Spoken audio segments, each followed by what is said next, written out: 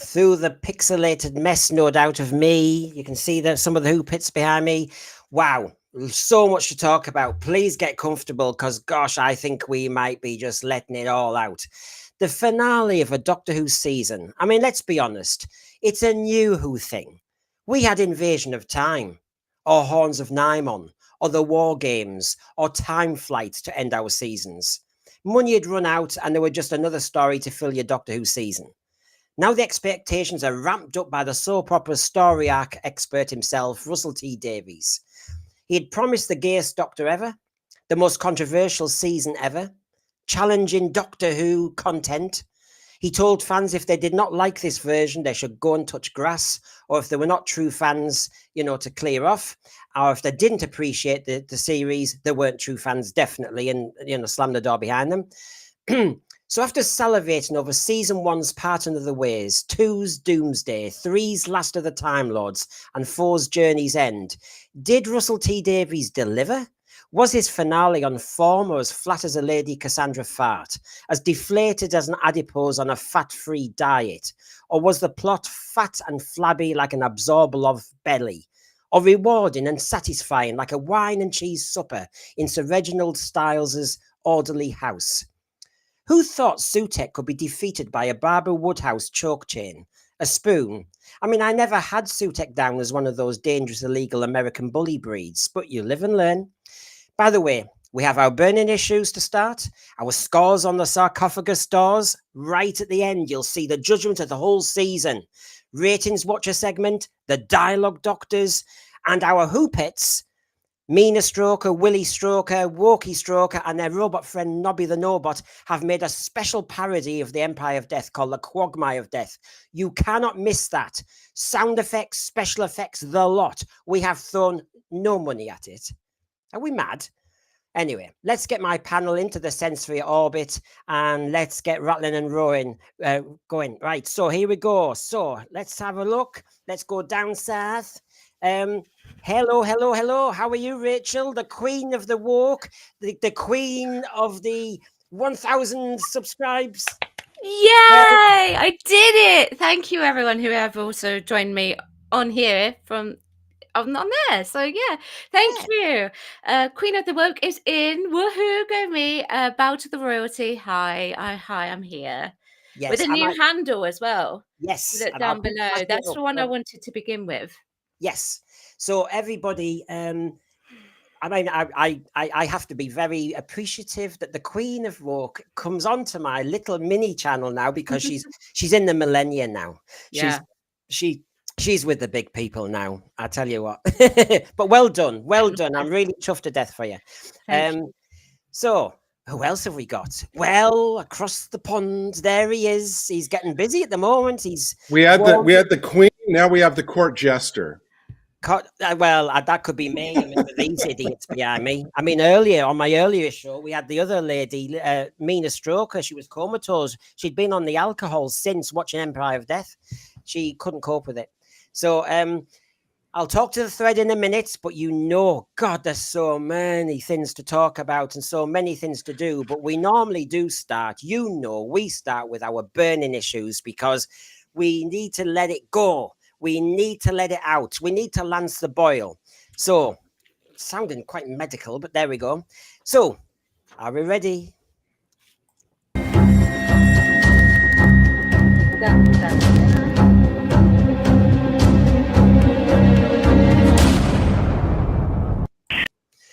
So, burning issues. I've had some of my say in my earlier panel, which obviously is still available on all streaming services, everybody. And look, it looks like that one. So do join that where we talk about this. This one is obviously very different, where we go full details. I'm dying to show you the scores. I am dying to show you the scores.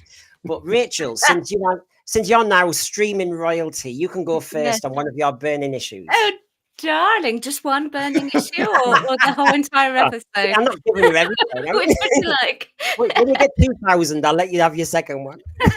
Thank you. All right. I actually have 4. I know we normally do 3, so you just want 1 for now, and we'll keep going round. Okay, well, I'll start with the first one then. The cultural appropriation remark, which, according to one of my commenters, was a joke, but I don't actually see that as a joke. That's a very bland joke if it ever were one, and the fact that it was given to Shooty would tell me that it wasn't a joke at all. Now, I actually don't think that Millie Gibson was particularly comfortable with that particular line. There it is, cultural appropriation, and he. I think he chose to deliver it on an offhand way just because it was a bit of a contentious line, certainly. But yes, did not fit in. It randomly jarred the plot, and I never saw something like the Pyramids of Mars as cultural appropriation. I just didn't. I always saw the professor as an archaeologist. And to me, an archaeologist doesn't culturally appropriate things. It's just stupid.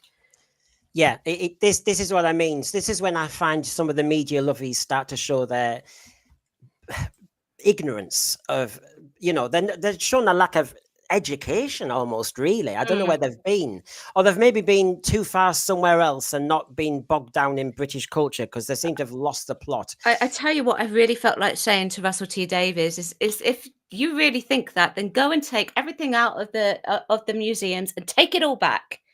Yeah. And lose it, because a lot of it that's in museums would have been lost if it wasn't looked after by museums. But you see, Rachel, your point, we add it to the Tales of the TARDIS, don't we? Because we had they talked about the archaeologist was looting. Yeah. And so, this is a kind of pincer movement in the last couple of days. Yeah. Why? And I said in the comments, because I was in the comments for that one, that I never saw that as a looting thing either. And it's quite, I don't know. Why? It's not needed. It's not needed. It's not. You're trying to be controversial for no reason. But if you're going to do it, you're going to have to do it well, and you're going to have to give us the context. I mean, Gary, where do you stand on all this cultural appropriation? I thought they would have gone for Talons of Wen Chian first before they got down to Pyramids of Mars. Yeah, right. Well, I mean, as Rachel said, even if they had intended the way that it was in this episode to be a joke, I mean, considering that you tie that to what they did during the Tales of the TARDIS one, I think that, RTD probably felt he's got to get some kind of his own, agenda and knock either, British culture or, the whites or whoever, if he's tying that into the tomb robbing and all this kind of stuff. But it's just so obviously not applicable because, like, for example, if you watch Pyramids of Mars, that wasn't the tone of that scene, that he was coming in and robbing and desecrating the tomb. He was just an archaeologist coming in. Yeah. But it's bad enough when RTD has to insert the political agenda, but then when you kind of have to warp the intention of the original into something that it wasn't in order to accomplish what you want to do, that's just that's just something you don't do.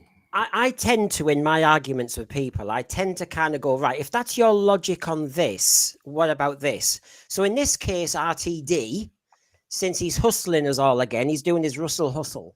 Can I just say, if he's going to say some people are looting things which shouldn't be looted or taken, and he's using that strong language, and he's talking now about cultural appropriation, I would argue that what he's done with a lot of Doctor Who franchise is appropriate other people's work, other people's creations, and made them or spoiled them and turned them into what he wants. And he's looked at them through his prism. So Robert Holmes's work, he changes. I think, look, if you want to be on high about cultural appropriation, let's talk about all appropriation. You are appropriating stuff from Verity Lambert, Sidney Newman onwards, and some of it you are changing. So how dare you? You've got skin in the game, RTD. I mean, it wasn't, as some people in the chat are already commenting.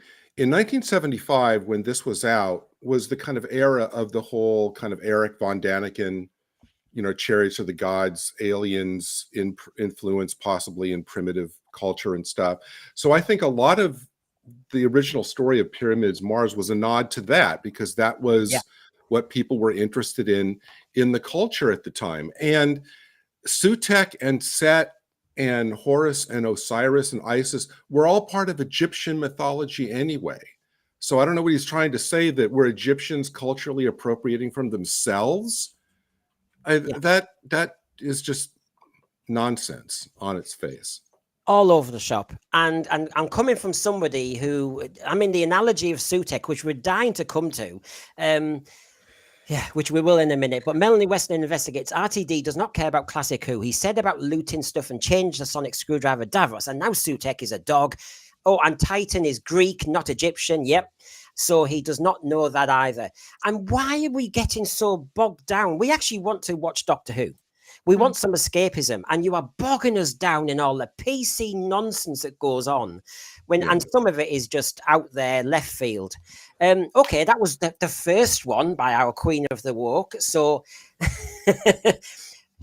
Gary, she might leave soon because we know she streams every few minutes. I was gonna, I think we're gonna have, Brendan, you're gonna have to create a new opening where the puppets are throwing out like rose petals on the ground as he kind of like walks in at the beginning of the I did nearly make a slide today. If I had more time, I was going to do one with Rachael on it and do something. We are of course we are teasing, but it is monumentally well deserved. It is, because Rachael puts out amazingly entertaining and thoughtful videos, so it's all Thank you.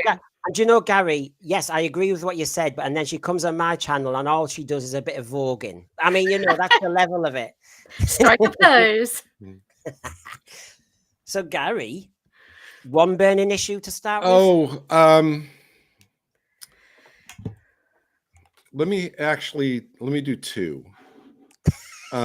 Because my first one is something we're probably all three of us going to want to go in depth on later with a lot of specific examples, but it really is my burning issue that I had to acknowledge as a burning issue now, knowing, Brendan, you probably have plans that we're going to dive into it later. First of all, let me say before that I think this episode should have been called Doctor Who Let the Dogs Out. Would have been a much better title. I just think that throughout this whole season, but I think epitomized in 7 to 3 yards, and especially here, is this whole season, and this episode just shows to me that RTD has complete disinterest, or I think maybe even an inability to come up with satisfying resolutions and answers to the narrative situations that he sets up. He sets this string of ongoing mysteries, which he keeps touting endlessly on social media, and the answers that he gave in this episode were either non-existent or total gobbledygook. And like I said, I honestly don't know whether it's just because he just thinks he doesn't have to try, which is kind of storytelling malpractice, or if he's just kind of out of gas, which I've kind of said a lot. I mean, at one point I read recently that he said that he's wanted to bring back Sutekh since he was 12. Yeah. And I was thinking, a 12-year-old could have done a better job of writing this episode than RTD did. There you go. And the other thing which just offended me on a personal level that I'm sure he's going to do next season is the Susan tease all season. Yeah. Was, especially since RTD fed it endlessly on social media as often as he could. To me, that came off as just nothing but crass, cynical, emotional manipulation of the longtime fans to generate interest you know, and he saw the ratings were dying. So it's like, how can I keep the long-term fans? Oh, make them think that Susan's coming back, because they can see the, you know, oh, Susan Triad TARDIS. That means TARDIS. There's a Susan. And he fed that and he fed that. And I just think that's offensive. And I see the same thing. We'll get to it, but the same thing in the final shot of this episode. I can already see how he's planning to do it next season. So that to me is just offensive as a long-term fan. So those are the two that, yeah, I mean, because I'll Gary, say right now. because in my preface, Gary, you'll have heard me say that, you know, we used to have in classic Doctor Who, unless it was The Key to Time I saw or something, or Trial of a Time Lord, you basically just had stories put together. And so the last story might be low budget. It might just be another story. But RTD is selling us that he's got the gift of giving us a season arc that will reward. So I think we're quite right to say you invented this for Doctor Who, RTD. So we're going to judge you on it. Did it land? Or have you been teasing us, as you said, Gary, and fooling us and wasting our time for no delivery? And he asks for that. He could have just done a John Nathan Turner, you know, 7 stories that don't have any limit. He's counting on, he knows full well the kind of emotional ties that a lot of the longtime fans have to the beginnings of the series and to, you know, the companions that have been gone. He knew that. He was banking on it. That's why and he manipulated it. Yeah. That's why we got Sutekh. So I think before I go back to Rachel, it'll be a nice easy one, this one. I'm going to mention Sutekh sitting on a TARDIS for 50 years. Is that all right? I think our thread would like me to talk about that one. And I know you two are going to join in. I can't imagine you're going to say that it was all right. But I'm not Don't know what you mean. That would be a I'll terrible work that one out. So, I mean, if you're a true Doctor Who fan, you'd have gone with this. So here we go. Oh, yeah. Yeah, I'm sorry, but if you're right, so there you go. This strange CGI representation that through time, through 50 years since Pyramids of Mars in 1975, he's been hugging the TARDIS. We used to have Hug a Hoodie, now we have Hug the TARDIS. And there he is. Sightseeing. I tell you what a hell of a sightseeing adventure this is. I tell you what, never mind, you know, you can get rockets into space now and do some space tourism. Look, Sutekh has had an brilliant eye view. Now, this was explained by our other god of TV, RTD. And in the video commentary, this is what he said. Sutekh is banished into the time vortex. 10 seconds later, the Doctor and Sarah Jane go into the TARDIS. So ever since I was however old, I was, say 15, I always thought that happened. I thought, well, Sutekh would just climb onto the TARDIS and travel with it. So it's taken me decades to write this story. And of course, as I bring you both in, you know, he's thought about this. You've got there's one of them. There he is with Nardole and Capaldi hugging the top there. But we've got, I like that one, the Runaway Bride. There you go. Down that's why those kids were pulling faces at the Doctor and the TARDIS, not because of the TARDIS flying, it was because of him on top. What about, there you go. I've forgotten that episode. Was it Flatline? I can't remember. The little model TARDIS in the corner. Flatline. Yep. And then, of course, we've got, I'll make it bigger there. The TARDIS fell into the pit of Satan. Ooh, awkward. Ouch. Gabriel Wolfe met himself. And this is the classic one. I mean, honestly. So he Sutekh's getting cozy. Yes, he wrapped his legs around these two women. And no doubt that's why I think the ice cream melted so fast. So basically, there was that. That actually makes this scene make sense. Multiple Sutekhs.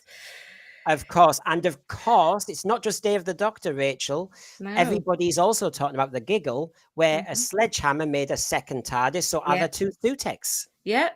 No, I would say if each time the Doctor has bi-generated and it's got multiple TARDISes, then surely there are like 12 odd Sutekhs running around. When in Legopolis, when Adric was lying on top of the TARDIS looking down at the Doctor working, he didn't notice the big dog next to him.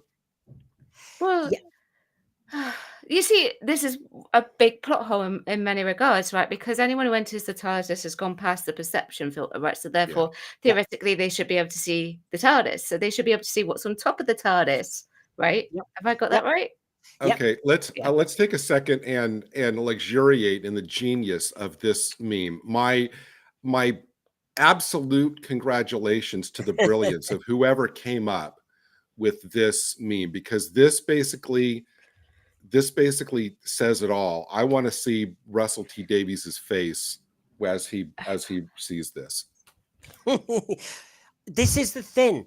He says he's a super fan, like we all are, and therefore he had to come back because Disney didn't understand Doctor Who, and he could be the custodian. But the custodian of Doctor Who would not leave so many plot holes and mess all over by just coming up with a 15-year-old's kid's wet dream for Doctor Who. There you go. Frontiers, there's another disaster waiting to happen. The TARDIS. Oh, yeah. Yeah. And actually, while we're on to Peter Davison, one of your episodes, stories you like, Rachel, Enlightenment. When the Eternals could look into the TARDIS and talk to Tegan mentally, they were reaching in, weren't they? Yeah. How come they didn't see a big, enormous Sutekh sat on top? It must be something beyond their power, right? Even though they're technically godlike status as well, right? And Gary, at the climax of Day of the Doctor, does that mean there were like a dozen Suteks all like surrounding Gallifrey to help bring it back as all the various doctors? Yeah.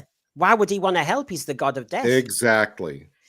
And the other thing, while we're on Sutekh, even just on the nonsense of this, I said in my earlier stream, in fact, we give a Chameleon Award sometimes and Razalon Awards. I am giving my award to Sutekh for being the god of patience.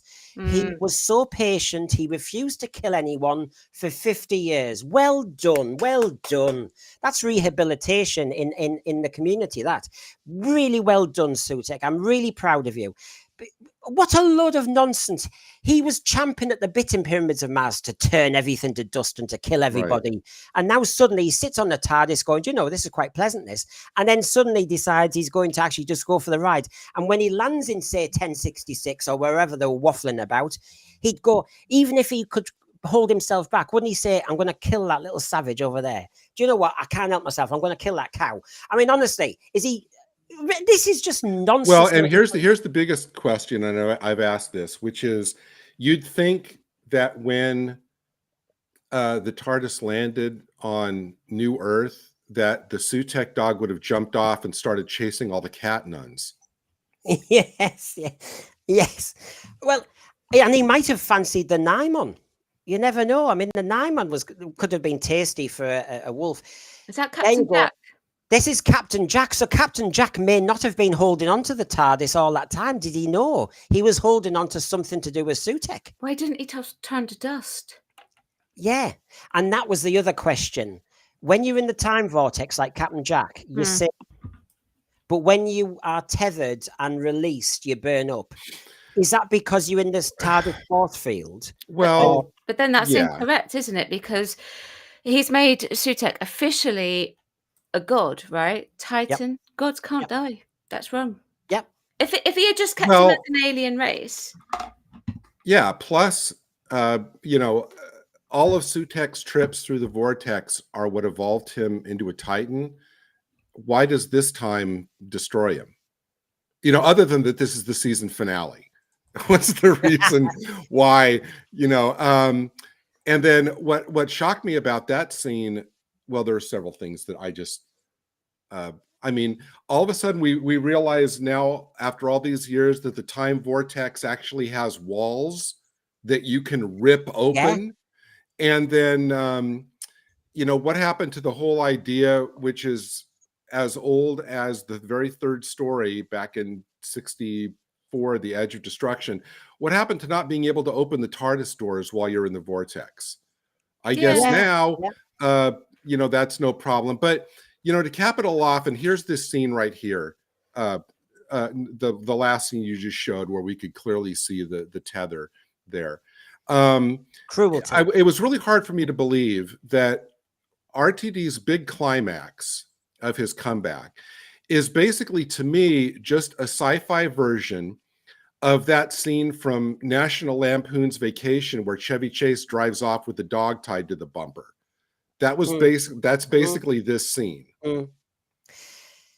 Well, you're right, and do you know what? With Sutekh, you're not supposed to feel any sympathy, but to be honest, the more he was dragged behind the vortex, I actually couldn't help myself because it looks like a dog. I felt bad for Gabriel Wolf as well. Sorry to cut you off. Yeah, you go for it, Rachel, because you're the queen of the walk, and just good. Yeah, no, I have to stop now because no. Carry on. No, but no, it's true. I felt this was bad, wasn't it? They made me feel sympathetic. Yeah, and that shouldn't have happened. Why did I call him Scooby Tech? Why did Scooby Tech have a cape? I couldn't understand that. Well, just be grateful you didn't get Scrappy. Yeah, well, Hong Kong Phooey was a better cartoon dog than Sutekh.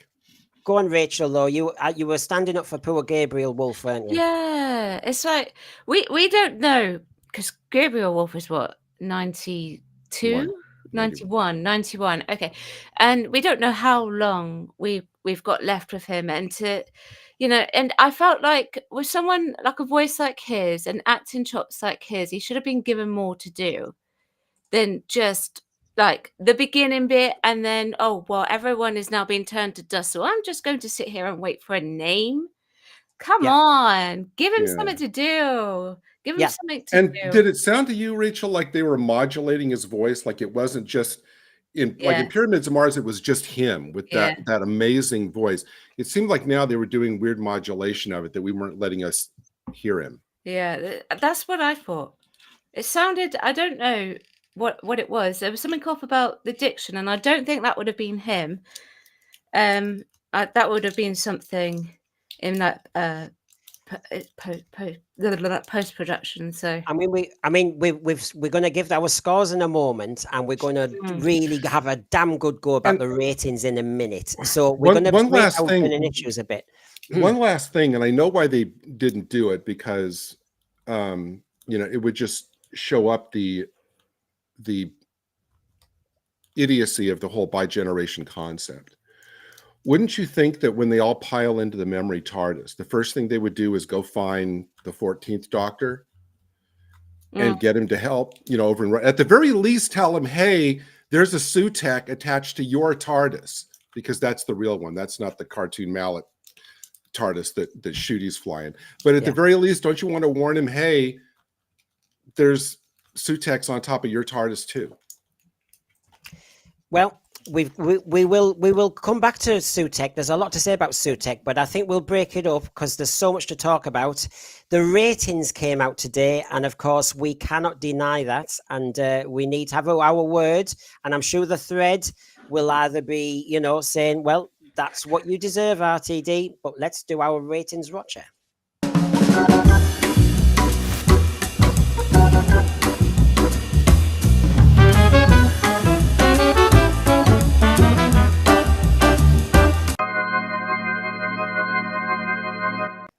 I still think it should be scary music, and the reason that should have been the music during the Vortex scene.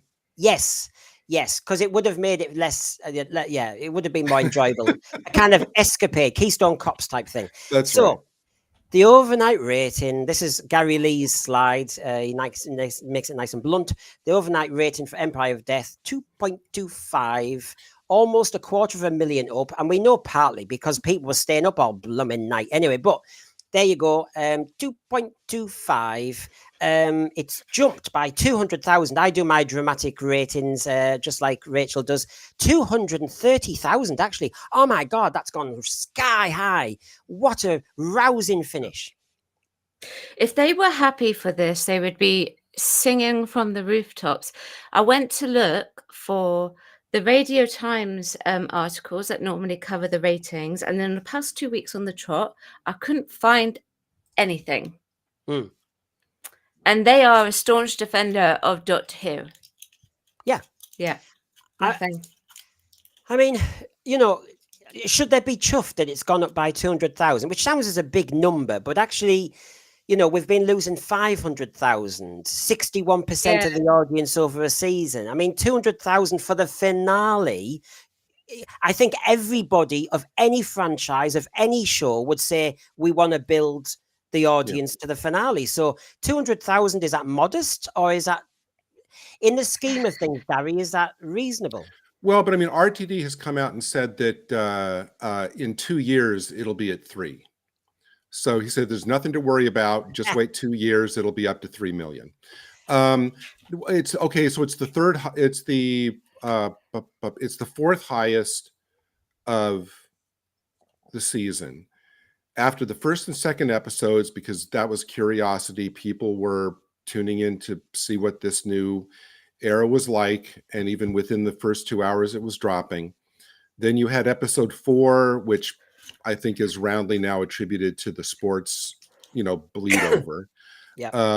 But and this now, I guess you can say that it's because people were curious about the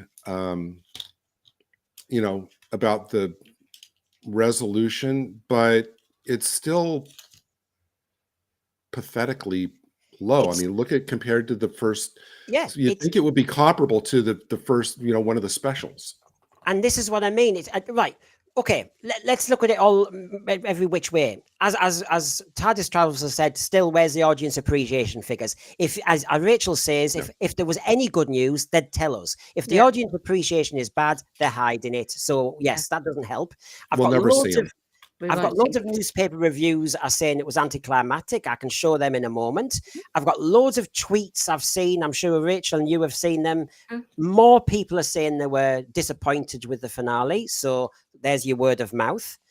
And then you've got the fact that the weather gets higher than 2.25 million on the TV. The news does.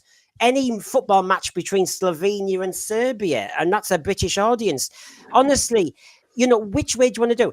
And yes, it's a bit sunnier, but I'm sorry, who's in charge of scheduling? Lorraine Heggessy, when she was in charge of BBC One, and Michael Grade earlier, they sorted their schedules out. If you're going to put Doctor Who, with all the money attached to it, out in June, you're asking for it. And let's not forget, if streaming's now the different way of doing things, yes, you can't compare to June and May before with RTD's era and Stephen Moffat's era. I was never convinced why RTD in 2005 wanted it March to June. I was never convinced. Why they didn't dominate the autumn schedules is beyond me. So they've made this rod for their own back. I can't see any positivity from it, apart from they'll say it's bumped up a bit to make it what, as you said, it's about 4th best for the season. But the bar is so low. Yeah. I mean, if the weather was a thing, then that means that every other show on every other channel would have comparable ratings. I mean, the weather wouldn't target one particular show on one particular channel.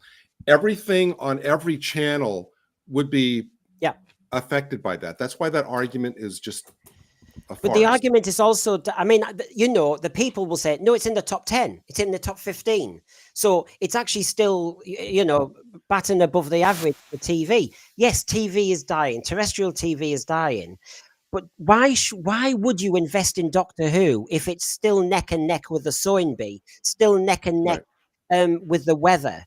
I mean, one is a lot cheaper and one is very expensive. All I can think of, Gary and Rachel, is they are going to probably, I know Dan Hadley has called it and said there is a season 3 commissioned, but we haven't heard anything official yet. So I'm just staying in that limbo in the middle. But the truth is, I can see them commissioning a season 3 because Disney will think, well, all we have to do, I mean, they need our money. So all we need, our influence will get stronger and stronger. Our notes will get longer and longer. And we'll just say, maybe RTD needs to sort himself out. Actually, that needs changing. I can see their hand being more powerful. But why would Disney, who's wanted control of Doctor Who for years, Why would they walk away at the first problem? I think they are in this to own it. Yeah, I think that because I reckon the BBC, and that's not me following an echo chamber here, the BBC will look for any reason to get rid of it. Right Yeah. now, these figures that we have on the screen, be it the overnight and the consolidation, that's not enough for them to fund the show independently. They have no reason to fund it. Soaps are cheaper to produce, so they would just carry on with the soaps Yeah, and putting it yeah. into the soaps. And that's just the way that it is. And Disney has now got their hand in. So Disney are probably waiting for that moment where BBC say, hey, actually, would you like all of it? Here you go. Dump. Gone. Finished. And then they have a very strong DEI, so it will change a lot more than what we've got it already. Do you think, Rachel, while you mentioned soap operas being cheaper and, you know, serialized in, isn't this the mistake of RTD?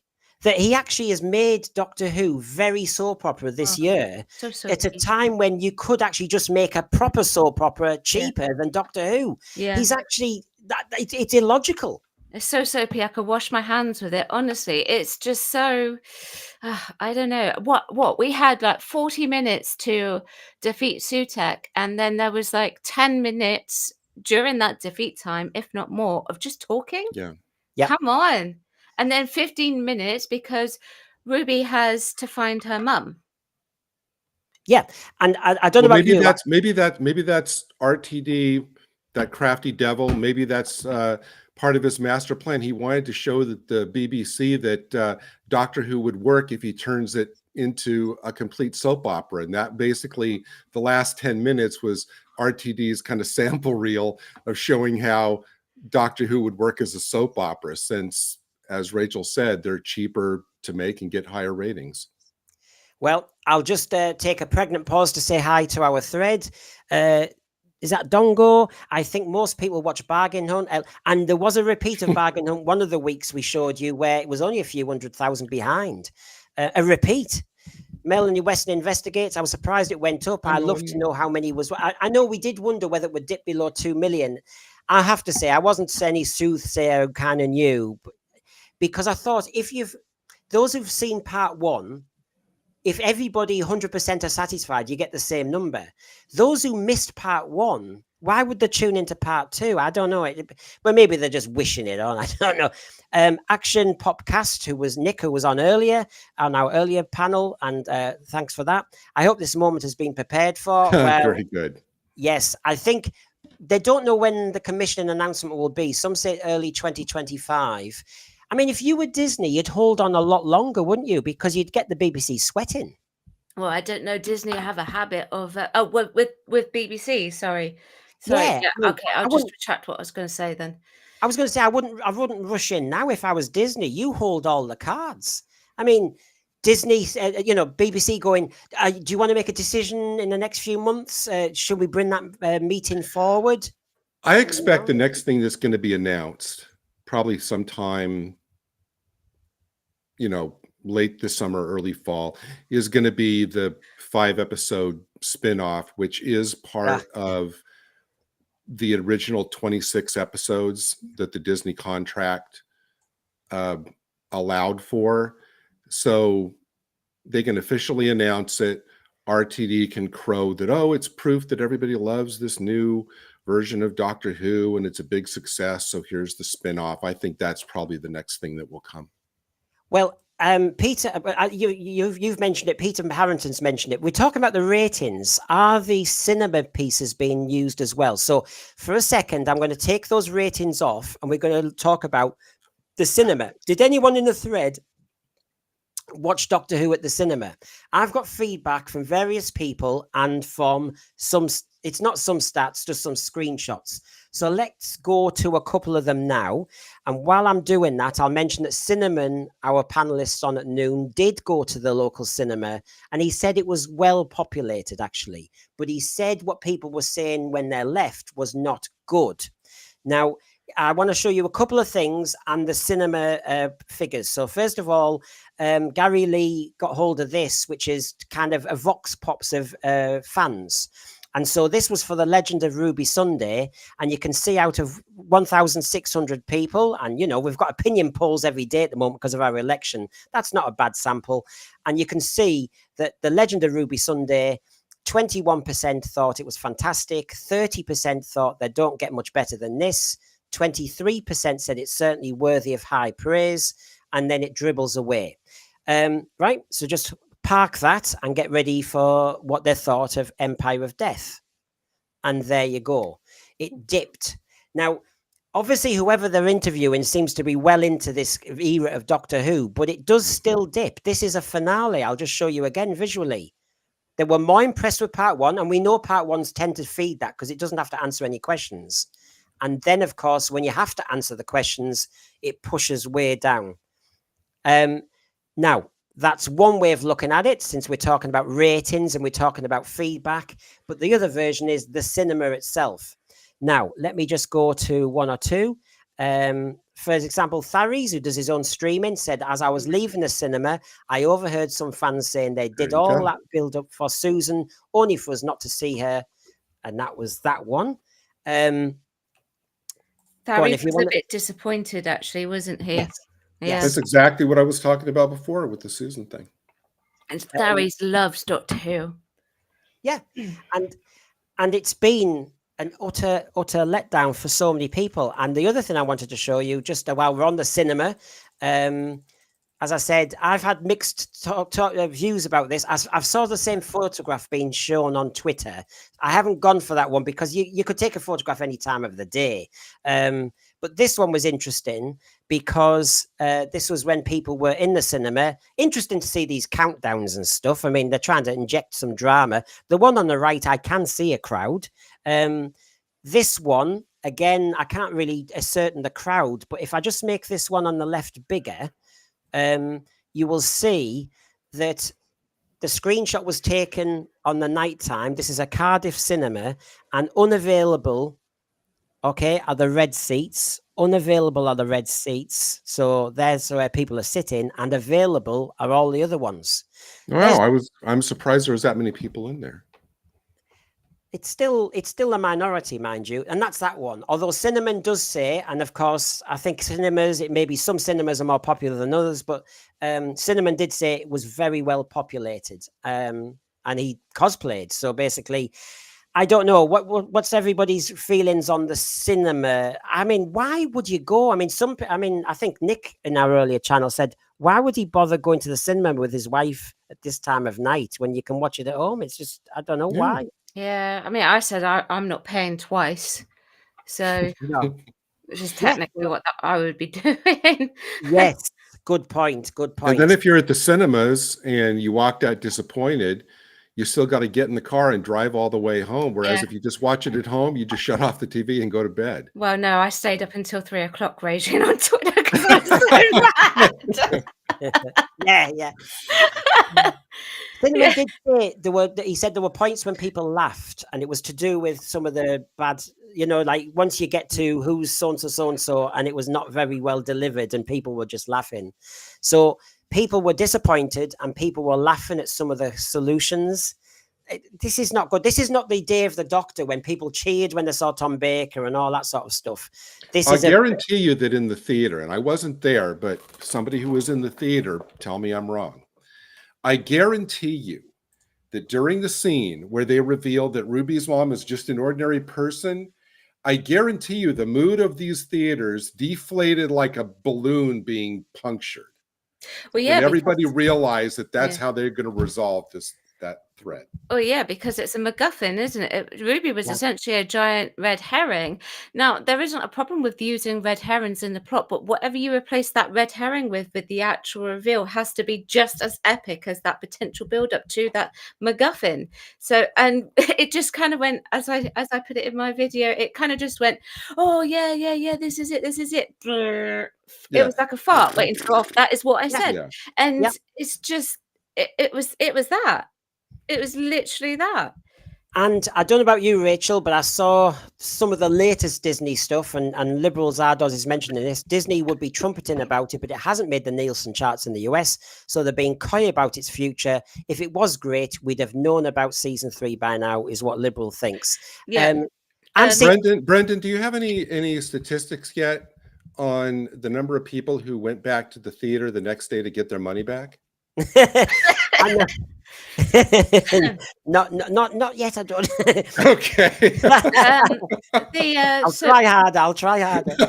So Michelle, who's not on today, yes, she told me that it's been briefly charting on Disney Plus, but then dropping off. And I finally today managed to find a figure for it.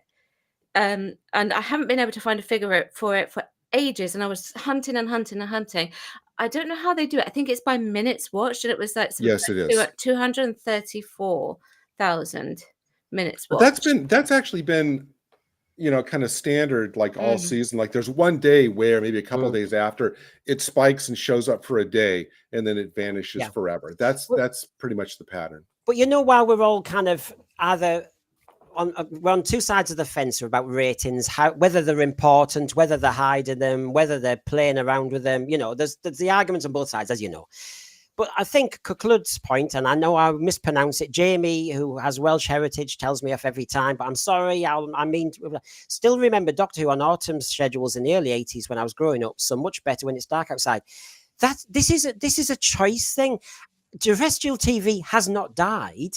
It is just dwindling in numbers, but in the autumn in Britain, it would get bigger numbers. Why did this? Why can you fathom, you two, why they won't put Doctor Who on in the autumn?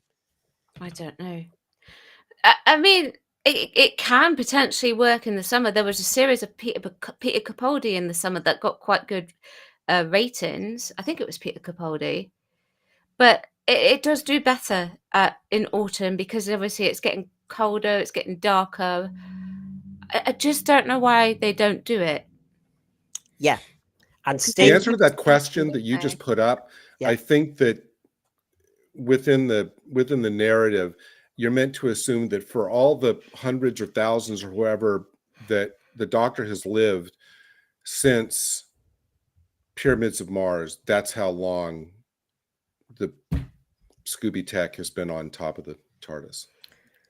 Right, and also on the ratings, we're not finished on this one because we like to read excuses as well. I might have to take this here. So this is Doctor Who's been looking at it. So basically, I'll come in and out so we can actually see it. I've tried to highlight little bits. So you can see there, the 2024 season may well be Doctor Who's most consistent yet. Rogue was seen by 3.52 million. That's up 1.4 million from its initial overnights.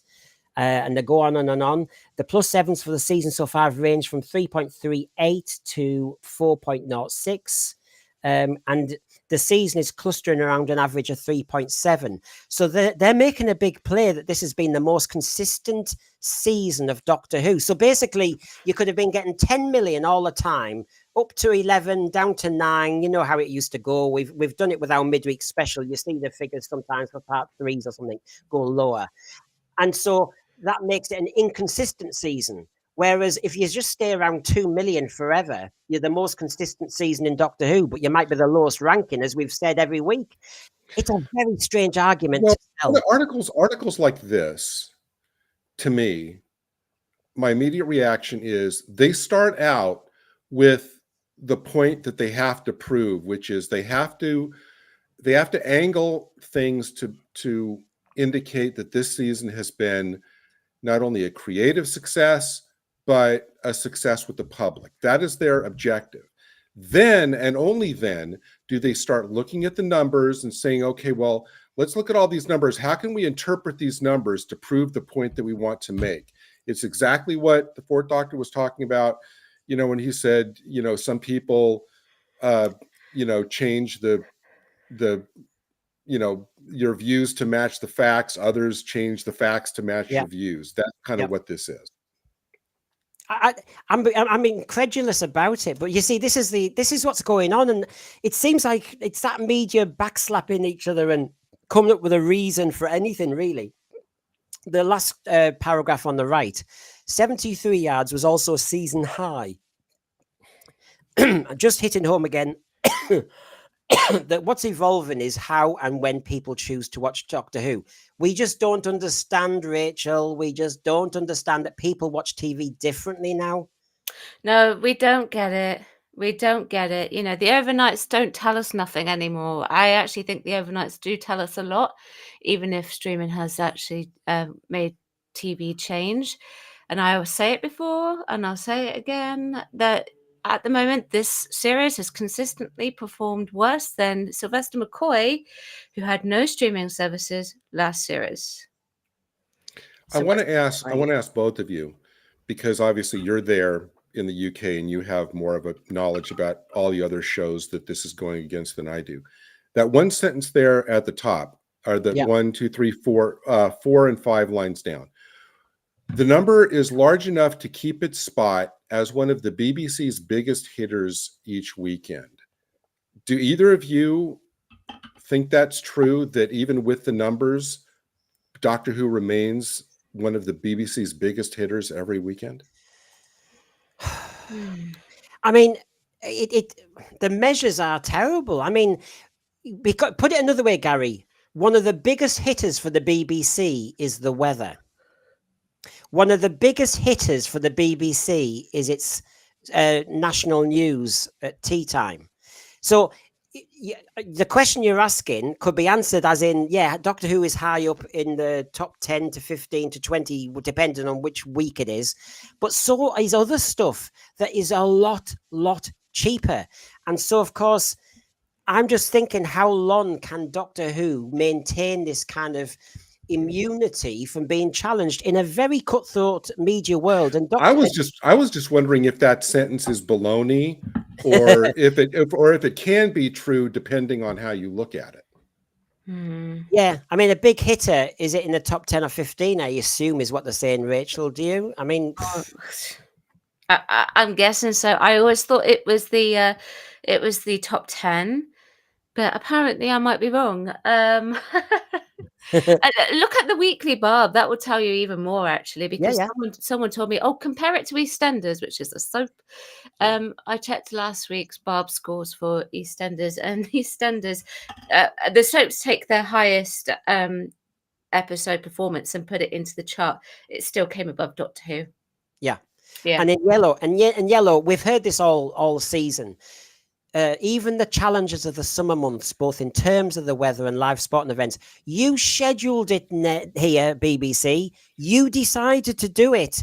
You can't then suddenly blame the fact that you're up against, you know, the tennis and the Grand Prix and the football and Royal Ascot or whatever else is on. You can't do that. What if it is an excuse to get rid of it because they know that footy is on at the moment, right? Yep. And so, of course, most of the viewership is going to go to ITV.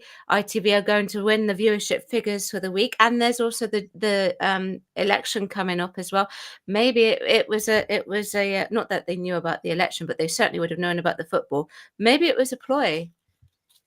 I think it would be really interesting for maybe a couple of weeks, for the next couple of weeks, monitor how whatever is in this time slot for like the next 2 or 3 weeks, see how that does.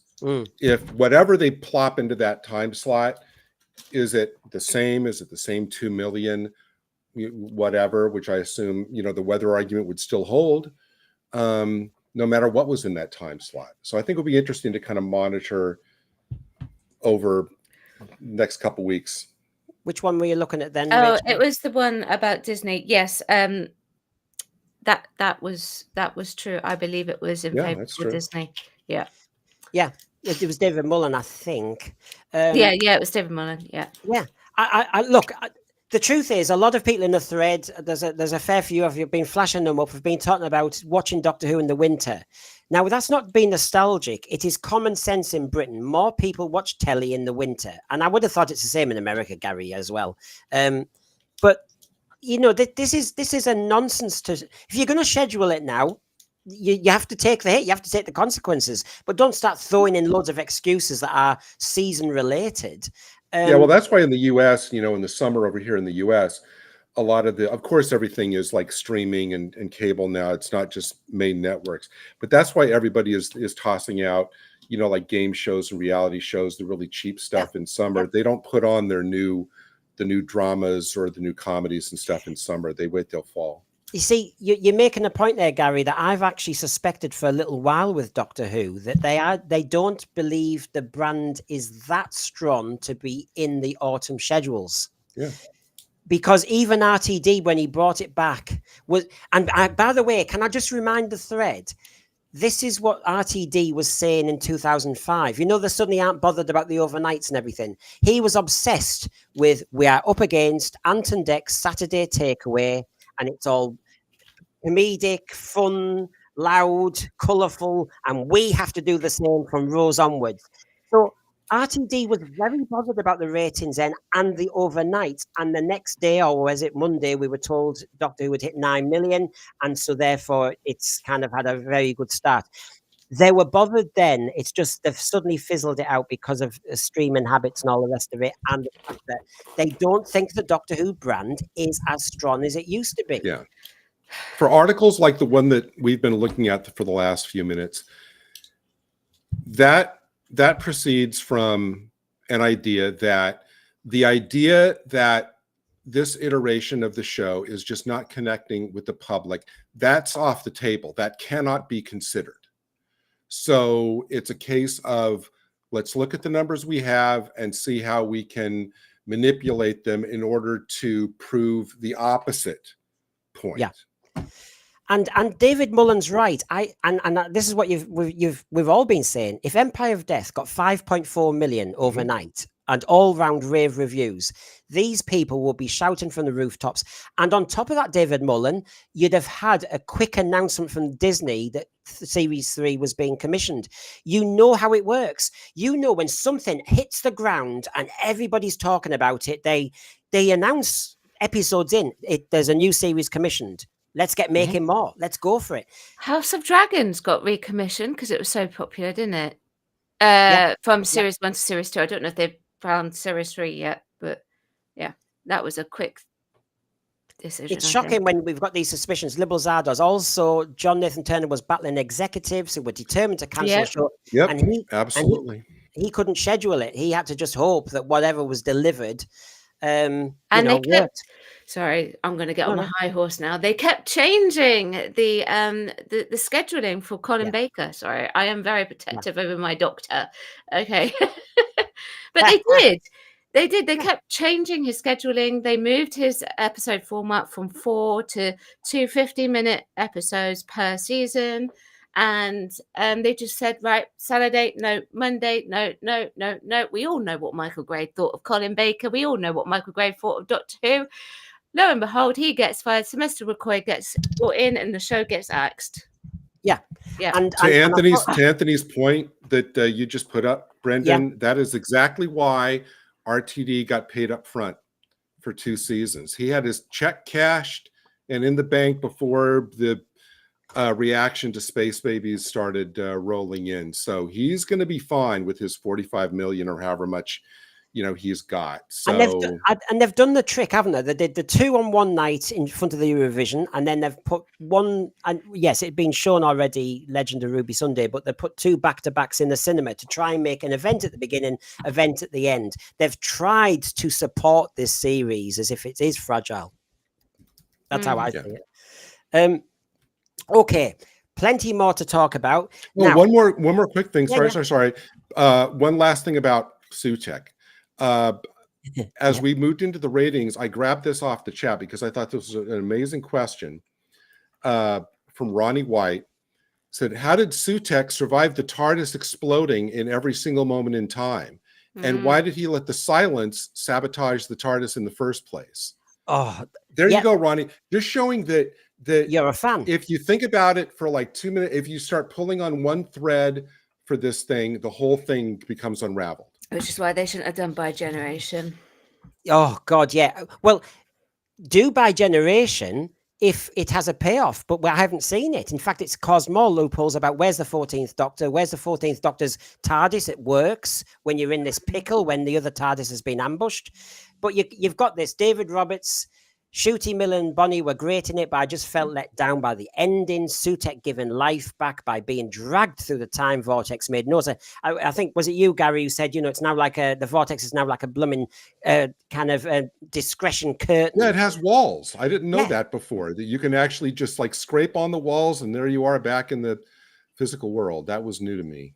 Mark from Mr. and Mrs. Who, absolutely dreadful. RTD's writing just gets worse. Sutekh was completely wasted, and it all just made no sense whatsoever. So why bring him back? You could have had some rubbish robot or something that you didn't need.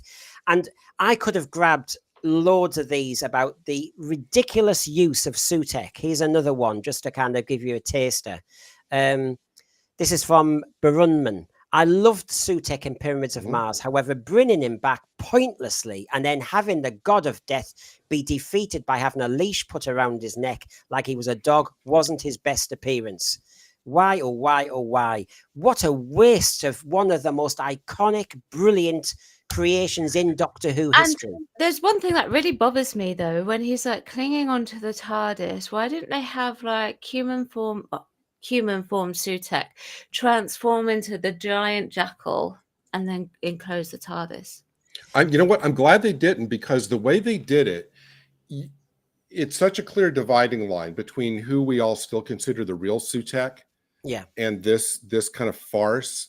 If they'd done that, Rachel, I think that line would blur.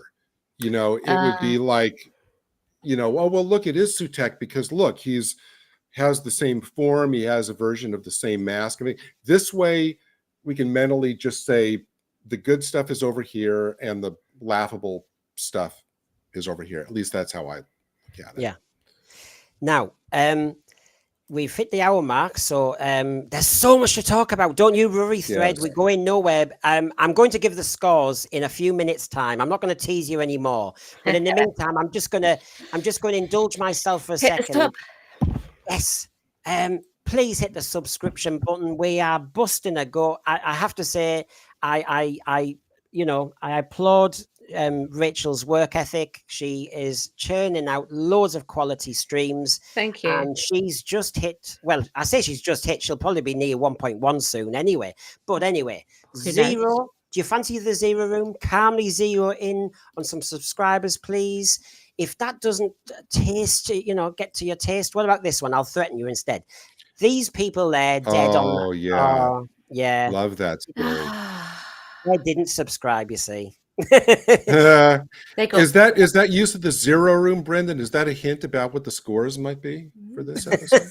We are the Zero Room. Oh, I'm so tempted to show you the figures string, but only a few more minutes. But I have to say, look, we can be serious and crabby and negative when necessary about Empire of Death, and we've got more to come, positive and negative.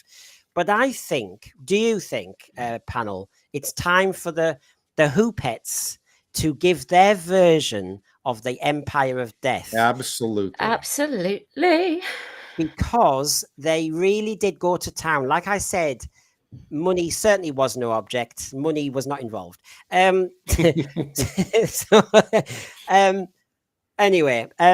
for the people in the thread, this is to just take the mick out of what the hell happened on Saturday. And it's also, if you're desperate for the loo, also a chance, of course. Dan Hadley does it better. He has adverts and stuff. I have to make my own little blooming puppet shows. But anyway, I think just to change the tone for a moment before I think we go back into the way of Empire of Death. All the puppets, all 4 of them, all hands on deck, so to speak, went on location to do their parody, wait for it, of this at the Empire of Death. Here we go.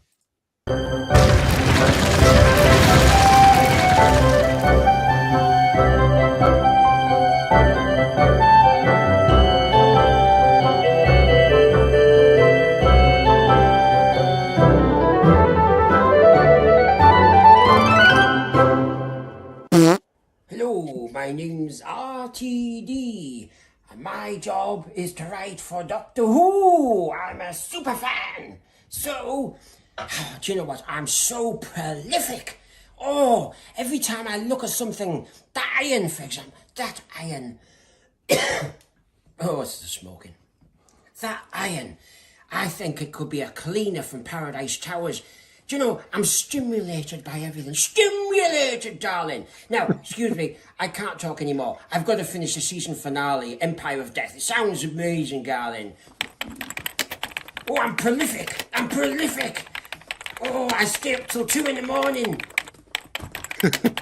Oh, this will be good. We at Bad Wolf are so proud of our representation. Just look at Rose. She can use an iPhone. She can use a tablet even when she's under attack. Absolutely amazing representation. A gay kiss in Doctor Who. Amazing. Hey, we don't want your sort in Doctor Who. White, male, stale, old, classic, Hoovian dinosaur. Be off with you. You are banished from Doctor Who. Go and touch grass. Clear off. I've got a script to write. Season 3, darling. Season 3. Oh, this is going to be amazing. Mrs. Flood's going to be the Doctor's mum. Oh.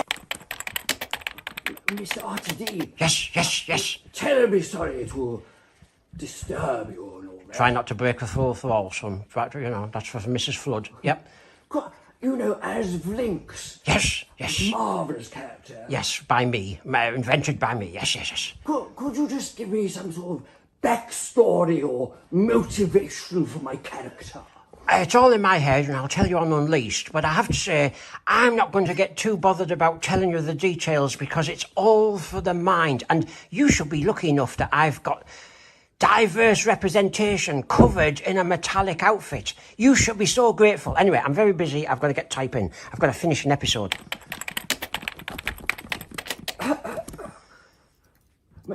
Mr. RTD, I just have one more question for you. Yes, hurry up. I've got to do season 5. Come on. Sorry, Your Majesty. Yes, in 73 yards. Yes. Why? Very good episode. Welsh folk horror, yes. Oh, brilliant. Why does everybody run away from that old lady? Can you explain that, Mr. RTD? Listen, I don't take questions. I'm not having questions from you. I'm RTD. RTD, I say. I've got no time. I haven't got time to explain my plot. I'm too busy writing it. And talking to you now, ignorant as you are, full of questioning. I've got another idea for a plot. I'm often asked about ending season finales, and gosh, you have to have an amazing writing experience, I tell you what.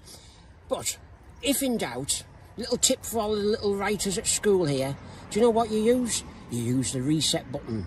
Here's my reset button. Trouble is, sometimes it doesn't work, and sometimes people don't like the reset button. I'm all on my own. I can't remember a thing. I'm on this planet. I don't know where I am. Oh, I'm in my own imagination here. RTD here. Away from the computer at last. Darling, I'm trying to solve my plot hole. How could I resolve my plot? Have you got any ideas, please? I don't really know. Oh! What's that? It's a spoon. Oh! What? Spoon? It's precious. Oh! Do you know what? That's inspiring me. That spoon is inspiring me. I think I'll have it in the plot. Brilliant! The season 1 finale, Empire of Death, I've been thinking about for 50 years, darling. 50 years. I'm such a clever writer. Oh, and you won't believe it. This is my great idea. Yes, Sutekh was always on the TARDIS all along, weren't you? Top CGI.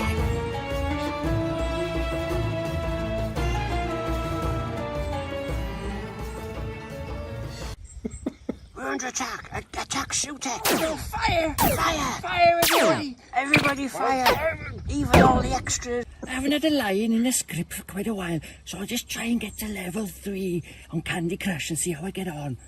Oh, wait. Oh, that's good. Oh, let me see if I get another line, because I'm so special in the next season.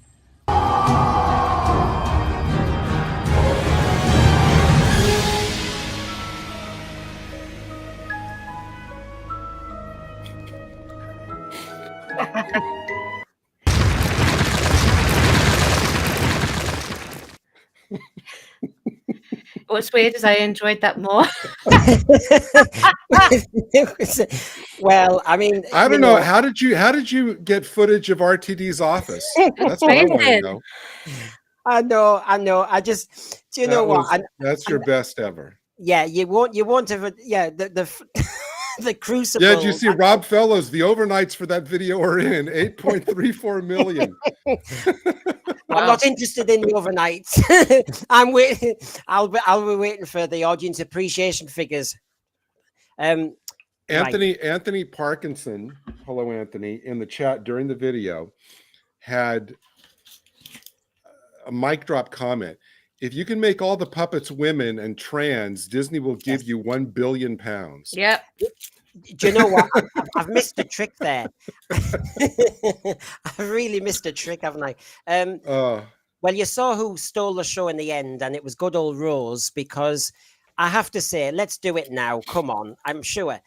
When Unit was up against it and they were under attack and they had to come on, and I know, Gary, you're going to mention the segue in a minute, but I'll just finish. There he is. He's red hot to trot. He's firing all the rockets at Sutekh.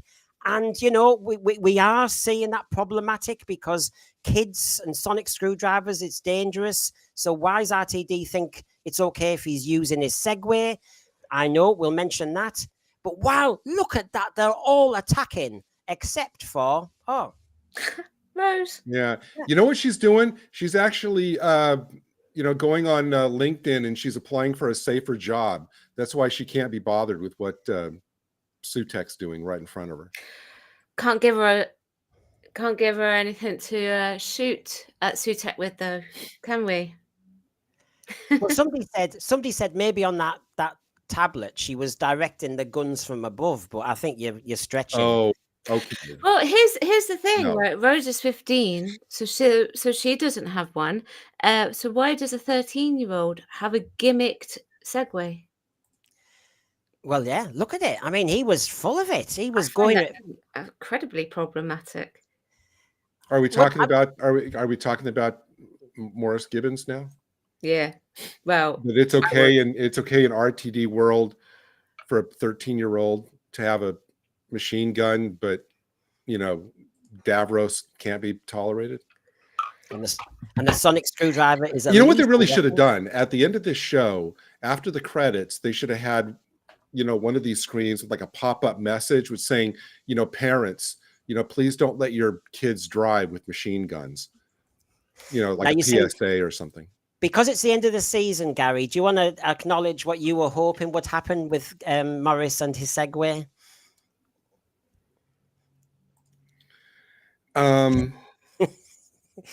It's happened to Daleks. When the Daleks are out of control and they go whizzing. Remember in the Dalek invasion of Earth when they were sucked into the Earth's core and they went whizzing down corridors, smashing into walls. Oh, talking about the GIF I sent you yesterday. There's a scene where a mom pumps up her kid's trike and then lets it go and then just sends it flying headlong into a wall.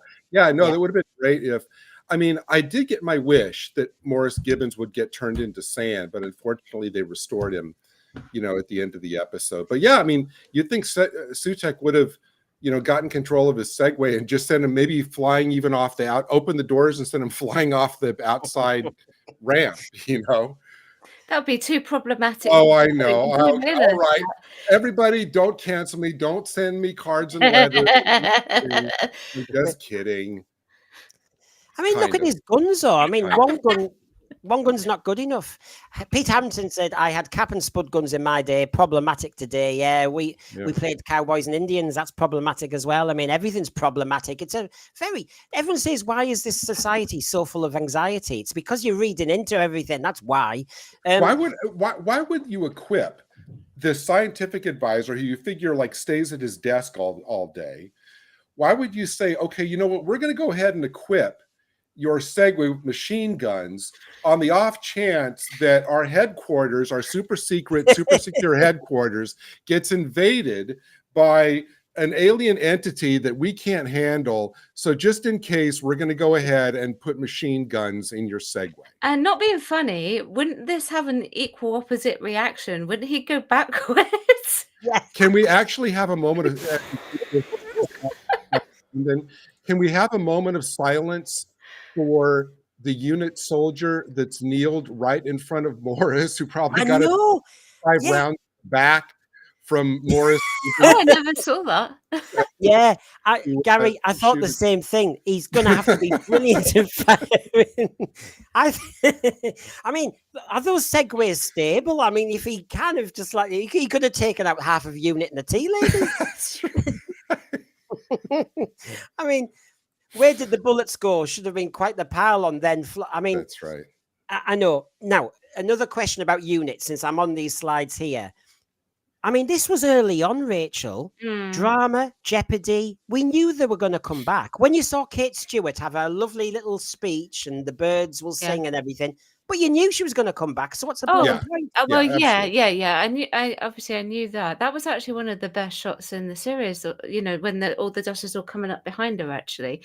And Gemma Redgrave is fantastic anyway, like full stop. So she did really well with those lines. Oh gosh. The thing is, here's the thing. Yes, I knew they were coming back, but I was really pleased that they weren't actually in the story for the main part of it. Because I wanted the focus to be specifically the Doctor, because I'm not going to lie, Shooty hasn't had great scripts this series, and I really wanted to be able to judge him and call it, because people have been asking me whether I think it's a miscast. I haven't been able to call it because of the script writing, and I still couldn't call it. It was just really bad. But yeah, I was pleased that they were taken out because I wanted it to just be Shooty. Obviously Mel was going to be going along, and Ruby, and of course Sutekh and the minions of Sutekh that looked like they were from Star Wars. Yeah. How many people in the chat? I don't know about either of you. I want this first spinoff to be a show called Morris Gibbons Segway Spy. I mean, 12 episodes.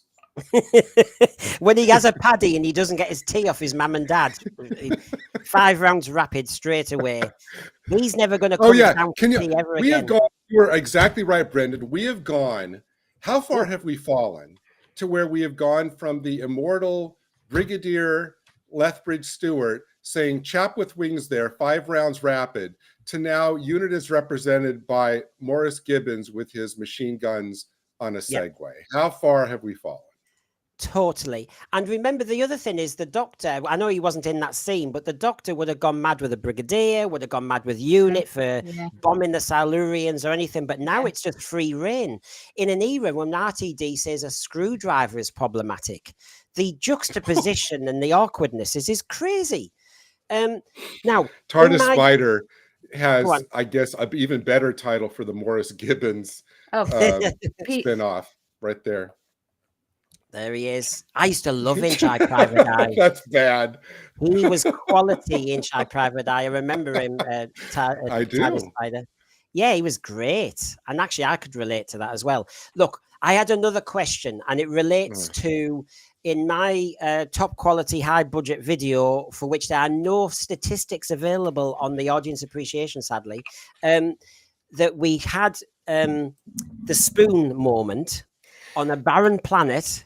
Now, can anybody in the thread or the panel tell me why we had this scene? Because when it came to the video commentary, Vicky Dello, the producer, was saying that she was fighting financially to keep the scene in. And RTD said, I know, and we had to drop it a few times. So you wonder how important the scene was that it could be dropped a few times. But Vicky, the producer, liked the scene. And we can talk about the acting and everything in a moment, but it was pulled back in. What was the point of that scene? Yeah. What was the message? Rachel, what do you reckon? This scene should have been cut altogether. I'm just going to say that. So I think this is their way of wanting to show the decimation of the planet and how people interact and how Sutekh has affected time and space. Essentially, that's what I think they were trying to show. Didn't work. Because, to be quite frank, if they were really going to have to look for metal, then they should have gone across to the fixed points in time before the Doctor landed and tried to find this metal, but be met by Susan Triad in different forms at every single possible moment. And the message behind the scene was literally just that. And I actually think, though, because the Seventh Doctor, and this was actually an issue for me, the Seventh Doctor used to play the spoons. I think they should just actually found some spoons in the memory TARDIS, and then exactly. like, there wasn't any metal in the memory TARDIS that they a belt buckle, a bracelet, anything that was metal. When you have, especially when you're a season ender, and really I think basically this applies to every episode of any show, every scene should serve a narrative purpose. If it doesn't serve a narrative purpose, get rid of it. And if it was to show the devastation, we already had a scene of him looking out and seeing the earth being slowly covered with the dust, and him looking out and seeing the lights in the universe go out as the suns blink off.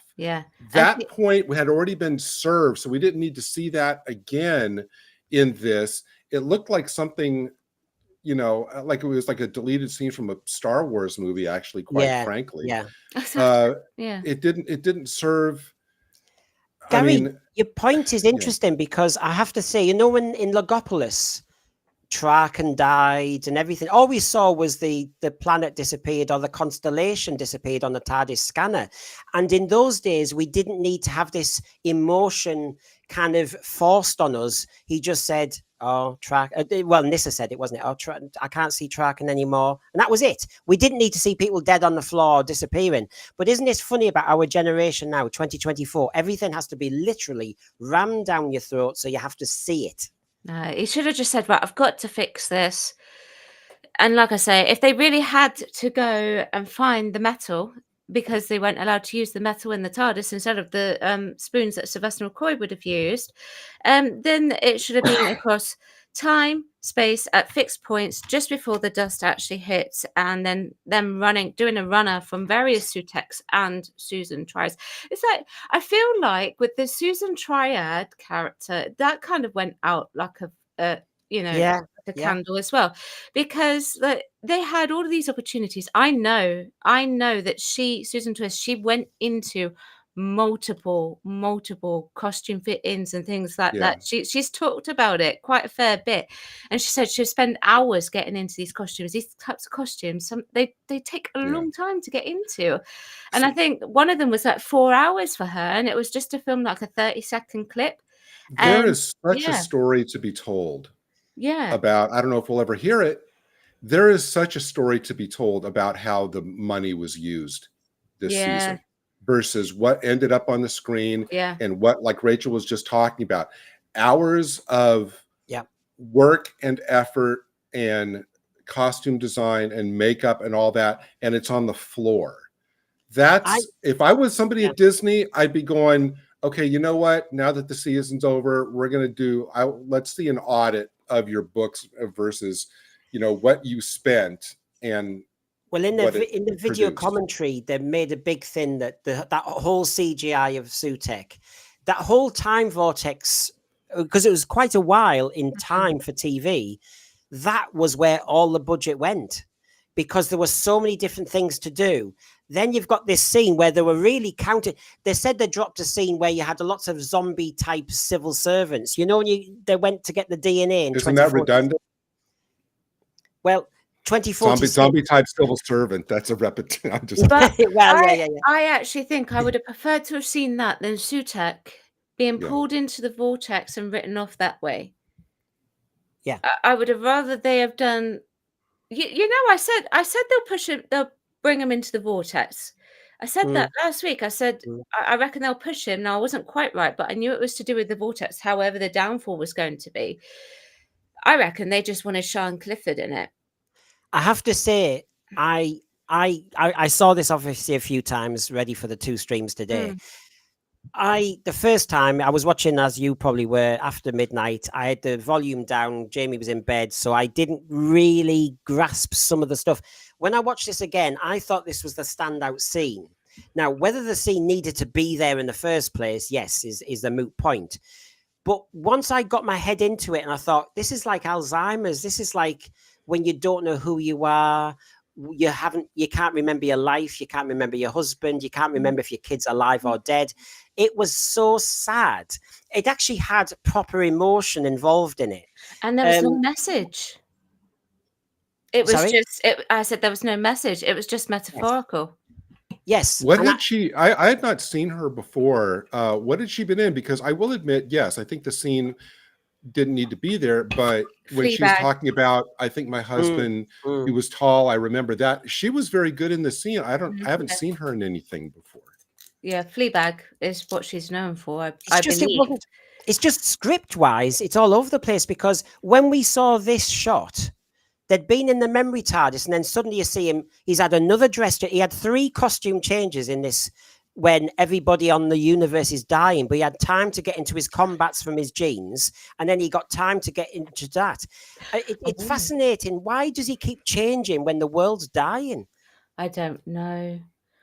But it wasn't explained, was it, in the script, No. why he was here? What was he looking for?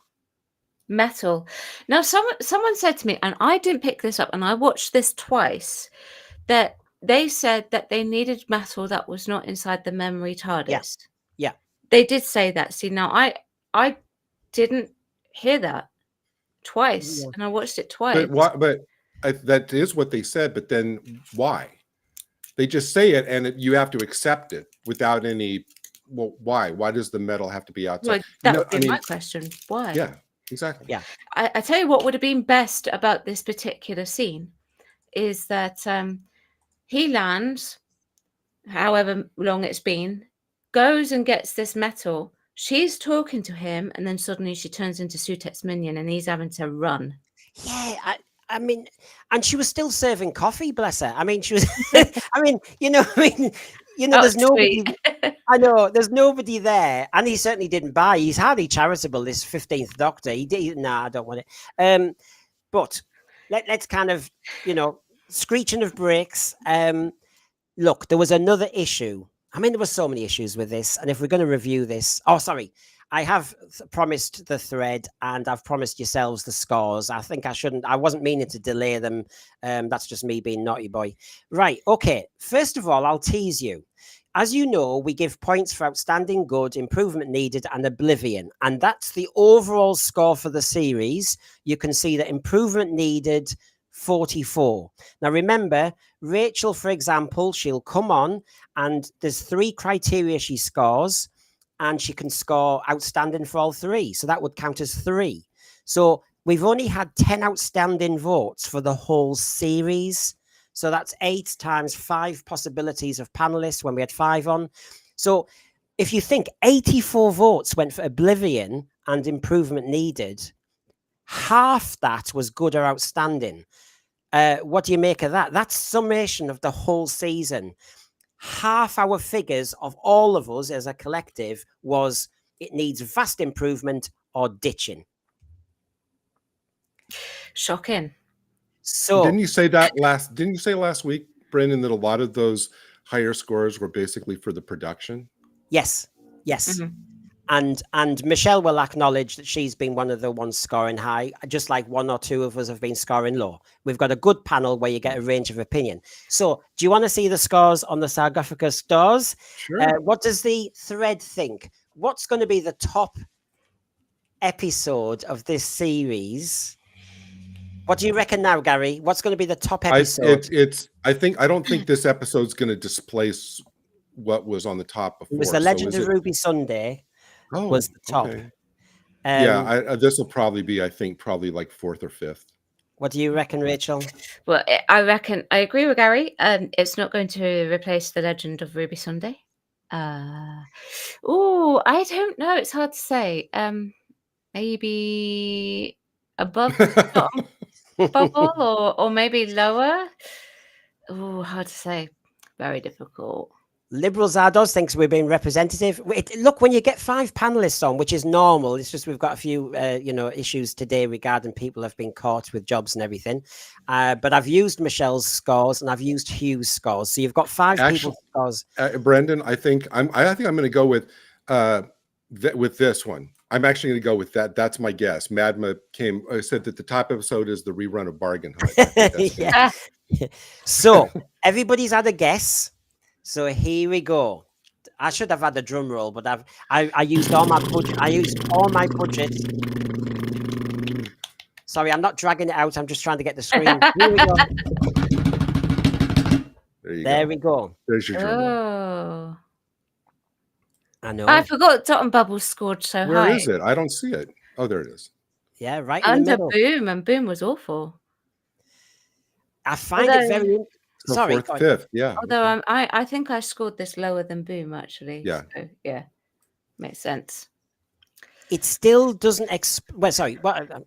The start, the sequencing is appalling, isn't it? Space Babies and Devil's Cord on the first night. I think we are representative of most fans out there, and for them to start the season with such a dud, and then as it develops some momentum with 73 yards and Boom, if you want to be fair, then you get Rogue that drags it right back down again.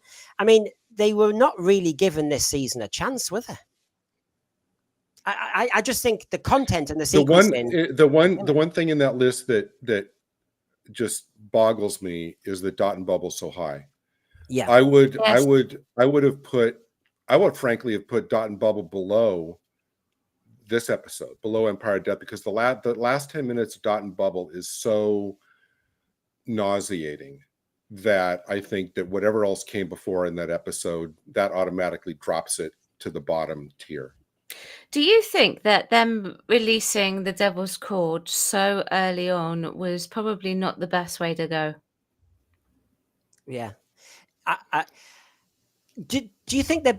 You see, there's two ways of looking at it, and they're two opposite ways, aren't there? Did they put the two together to protect one or the other episode? Or did they think it was a genius trick to lead into the Eurovision, but then lose a week of momentum on Doctor Who? I mean, I think you've said that before about the kind of the sync up with the Eurovision, which is probably what they were thinking. But anyway you slice it, I think that starting the season with Space Babies was a catastrophic miscalculation, because that immediately gave people the idea that that's what this entire season was going to be like. And so many people said, I'm not watching this. They could have started with 73 yards. would That have would have been a good start. And even then, you see, this season had no sense to it. There was no consistency, tonal, it was all over the shop. And we said the same about 73 yards, that basically it had the, almost like Village Under Siege kind of element. And then suddenly we just went into some silly years and years political satire. And I don't think this season knew what it was trying to do.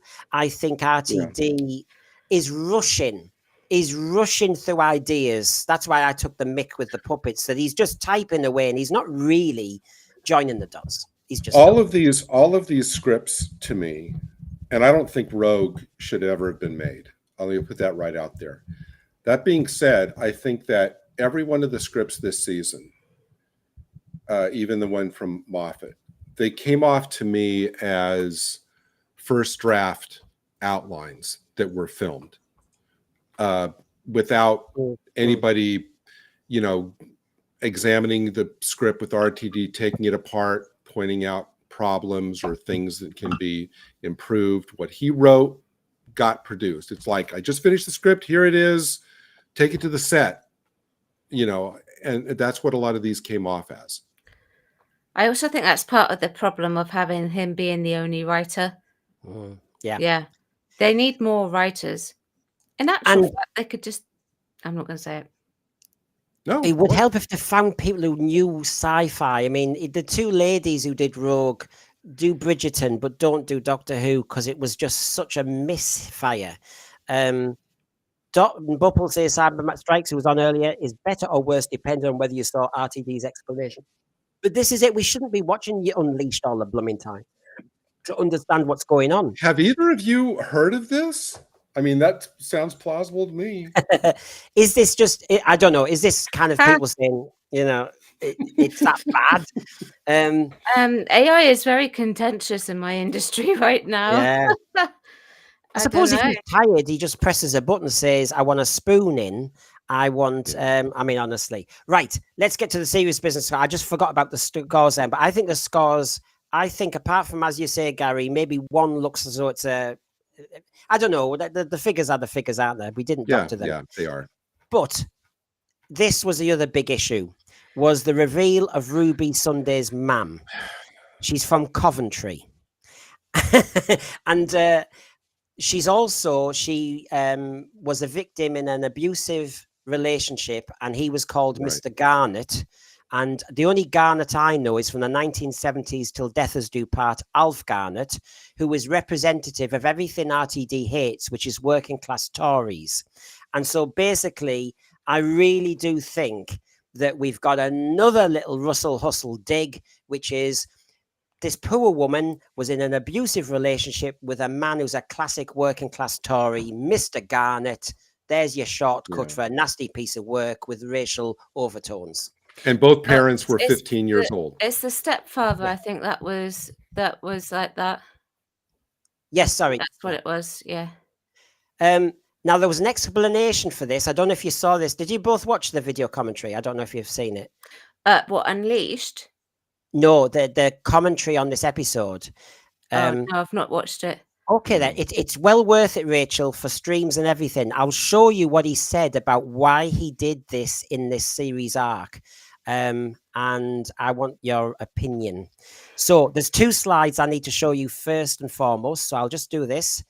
He said, this is my reaction to the Star Wars movies. I can't remember their titles, but in the last trilogy, the second film said that Daisy Ridley was nothing special about her parentage, that she just got the Force and she was ordinary, right? And then he says she was just ordinary, an ordinary person with the Force. And then in the next one, they changed it all so that she was the child of the Emperor. And they made her, she was like cosmic and had godlike powers. And I really loved that version where she wasn't special. This is RTD talk. This is RTD talking. Yes, this is all RTD. Yes, if it's the transcript of RTD on the video commentary. I watched it. Yeah. Wow. So this is my reaction to that. She's not the daughter of Sutekh. She's not the daughter of the Time Lords. Her mum is Louise Miller, who was 15 and pregnant from a dangerous home, abusive home. She is not the daughter of the Time Lords, and that's what he wanted to do. And his whole inspiration came from Star Wars and Daisy Ridley. I have a question. Inspiration. Brendan, do you believe him? Yes, he was fired up about it, Rachel. He interrupted Bonnie and he said, bear with me. He said, I've got to say this. He said, when I watch the Star Wars movies, this is my response to it because, and he did, he was fired up. I'll have to watch it then because, obviously listening to that, to me, that sounds like Disney putting words into his mouth because Rey Skywalker, as she's now known, has failed big time. It's not gone down well with the fans at all.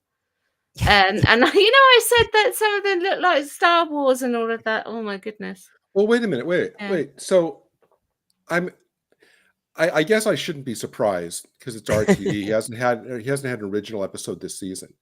But basically he's trumpeting the fact, and what's the words he used? He goes, that was, he doesn't say my inspiration, but what does he say? Right. This is my reaction to that. Yeah. What he's saying is that's what I stole it from. Yeah. His reaction is to lift the idea wholesale, change the names, and put it in his script. It's not a reaction. It wasn't an inspiration. It was plagiarism, basically. And he has no problem with saying openly on a commentary, hey, this is the exact idea that I stole for this episode. That's kind of mind-boggling to me. And the other thing is, as a resolution to the season, I mean, everything's heavy on this. We never got Susan Foreman, so that disappointment's there. Susan Twist, as Rachel said, kind of fizzles out. Bless her, as an actress, she wasn't really in episode 8, and we don't know who Mrs. Flood is yet. So everything's hinging on this. And that sounds like me and Rachel had the same stopwatches, 35 minutes to get rid of Sutekh, the most powerful beast in the universe, and 15 minutes at the end to do a soap opera. So did it land? Because to say that Ruby Sunday could not be killed by Sutekh because she had this love or belief in the mystery of her mum, and yet everybody else on the planet could be killed, even though they love their parents. I don't understand the logic here. Does love stop Sutekh killing? What? Just because we didn't have an answer? Sutekh said, before I obliterate the universe, I just need to sort this puzzle out. Is he a crossworder? What happened here? He needs every puzzle sorted out before he kills. Who cares? That's nonsense. Every single thing about the explanation of the mom, I mean, from she's average, but that makes her extraordinary. It's like, okay. But then the whole, like, the pointing, the mom is pointing apparently to name the baby, but unless she left a little, like, note card, in the basket saying, oh, by the way, her name is Ruby, how is anybody else supposed to know? And that figure, which looks like, some kind of character from, like, Game of Thrones, that did not look like a 15-year-old, walking along in that cloak, in the snow. And then notice it never explains why Sutekh can't detect her. Yeah. And then because immediately the doctor shifts into all that guff about, well, don't you understand? Her averageness makes her extraordinary. Okay, that's fine, but that doesn't explain why this all-powerful Titan god can't actually detect her. That makes no sense. And as you just said, the fact that he wants to put a pause on wiping out creation until he finds out Ruby's mom. And then again, more answers that we didn't. Do we ever figure out how Ruby can make it snow and how the music can be playing every time? Nope. I guess they cut that for time. And it was going to snow at the end as well. Les said in the video commentary that it was going to snow in the coffee shop when she met her mum. And then they looked at it and said, no, that looks rubbish. So, did I miss the explanation of how Ruby could make it snow and how she can make the music show up? There was no explanation. I would have shown it. He basically just said they cut the snow from the end when she meets her mum. No reason apart from it didn't look very good. See, so is it important? Well, I don't know. If they were planning to keep it in, then it must have been. This is what I mean. Is this just for looks? Is this just to try and inject some mood? Like Gary said about putting a 15-year-old girl in some strange monk-like hood just to maintain a mystery when nobody at 15 I know would have ever dressed like that, even if they were cosplaying. What the hell was going on there? I mean, I've never seen a 15-year-old girls tend to want their skirts to be really high at school, and you have to tell them off and talk about school uniform. I've never seen a girl come to school covered from head to foot in this kind of big hooded outfit saying, I'm a mystery figure. I'll tell you who I am at the end of the lesson, Mr. Noble. No, that doesn't happen. Not in my class. No, you're always having the battle about, young girls want to, they want to dress. I know. Brendan, if you had a writing student that basically gave you this script, would you read it and say, oh, this was great? Or would you put a note on the last page saying, oh, by the way, you forgot to answer the following questions, and then write down a list of about 12 I would have said, because in the video commentary, he proudly said, this story has 4 endings. And you thought, well, that's maybe 3 too many. Let's focus on, you land something well, and the other things can't be priorities. You can't have 4 things. But I've said this about RTD's season finales. He has Sarah Jane in the car about to be exterminated, Torchwood about to be exterminated, the David Tennant Doctor regenerating. It's like, for God's sake, what's the cliffhanger? Stop just piling them all up. He can't, I have to say, and the way he talks, he's all very excitable. I sometimes wonder whether he can actually prioritize. And if he was in my English lesson, I would be saying, Gary, you need to take maybe 3 of your resolutions away so we can focus on one of them and land that well. Which one was it? Was it the Sutekh ending? Was it the unit ending when, of course, we had almost kissy holding hands? Was it the ending with the Ruby's mother? Hello, I actually love you, and we're not going to mention all the years I didn't see you, and you couldn't be bothered to find me, and all the rest of it. This is just a lovely Disney finish. And the other ending was Ruby, Although you've made me a different man and I'm a better man now because of you, can you clear off? Because I just want to have a Christmas episode like I normally do with Kylie Minogue or somebody who's called a celebrity. Clear off and I'll get you next year. Yeah. I mean, because as you know, the Christmas episode always has to be somebody else. I mean, how many endings do you want? Oh, and she's got to go because they've got to get the next one in, Virata Sethu. Beyonce or somebody. I mean, you know, Christmas Day. Well, it's the Derry Girls one, isn't it? She's the Christmas Day girl.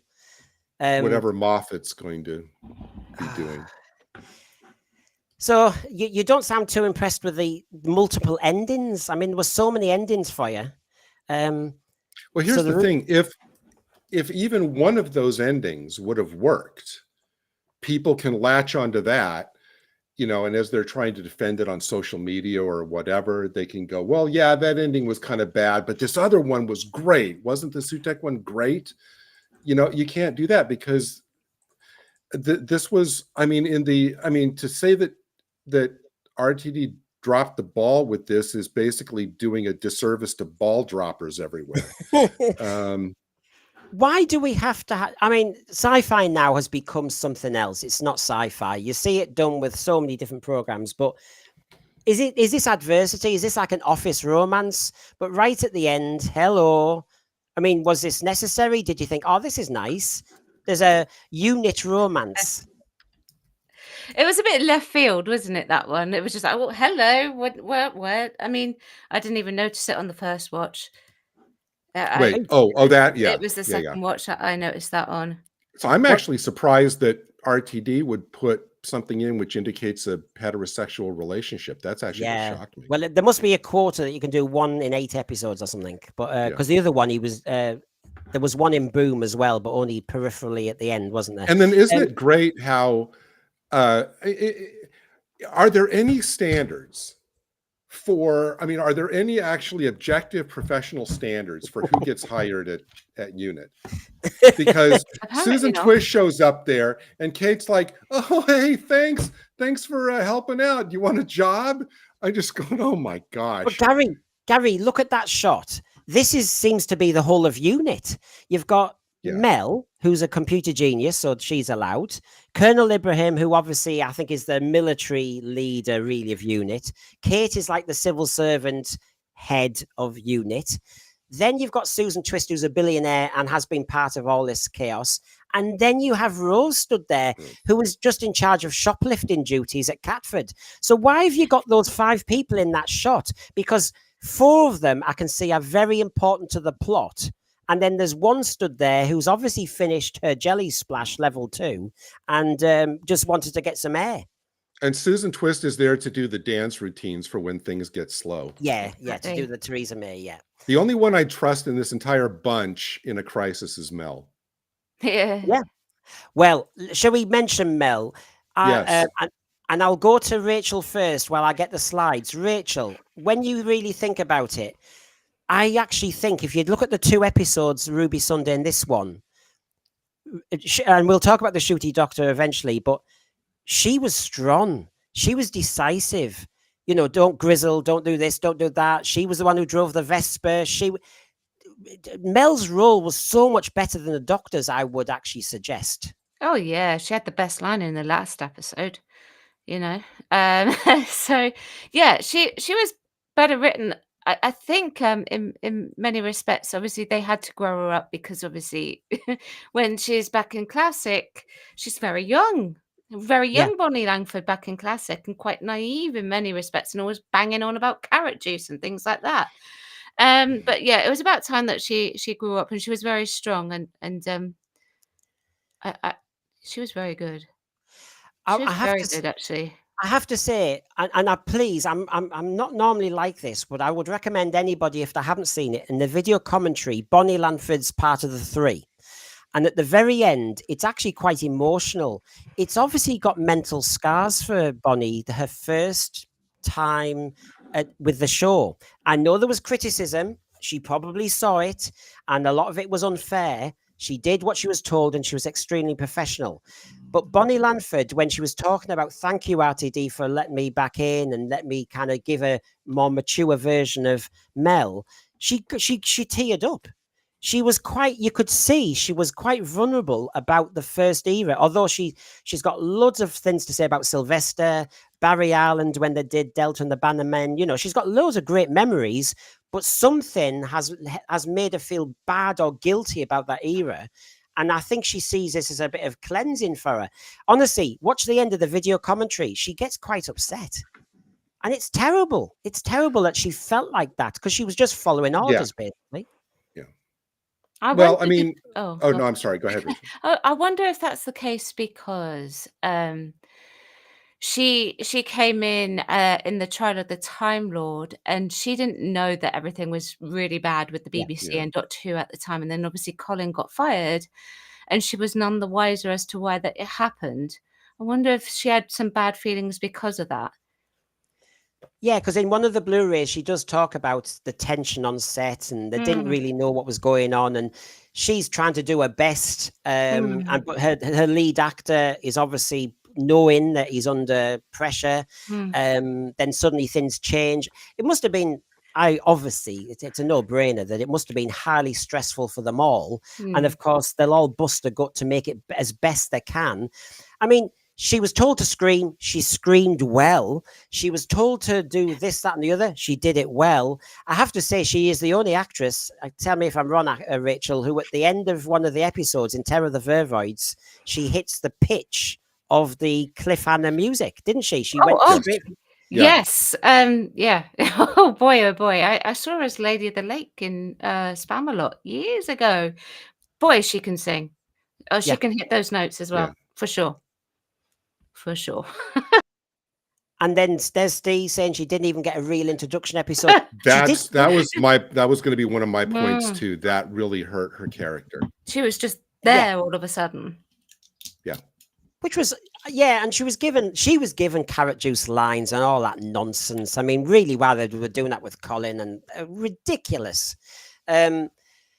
Right, I have another question. If you can I mention my great love for Bonnie Langford in this episode? Of course you can.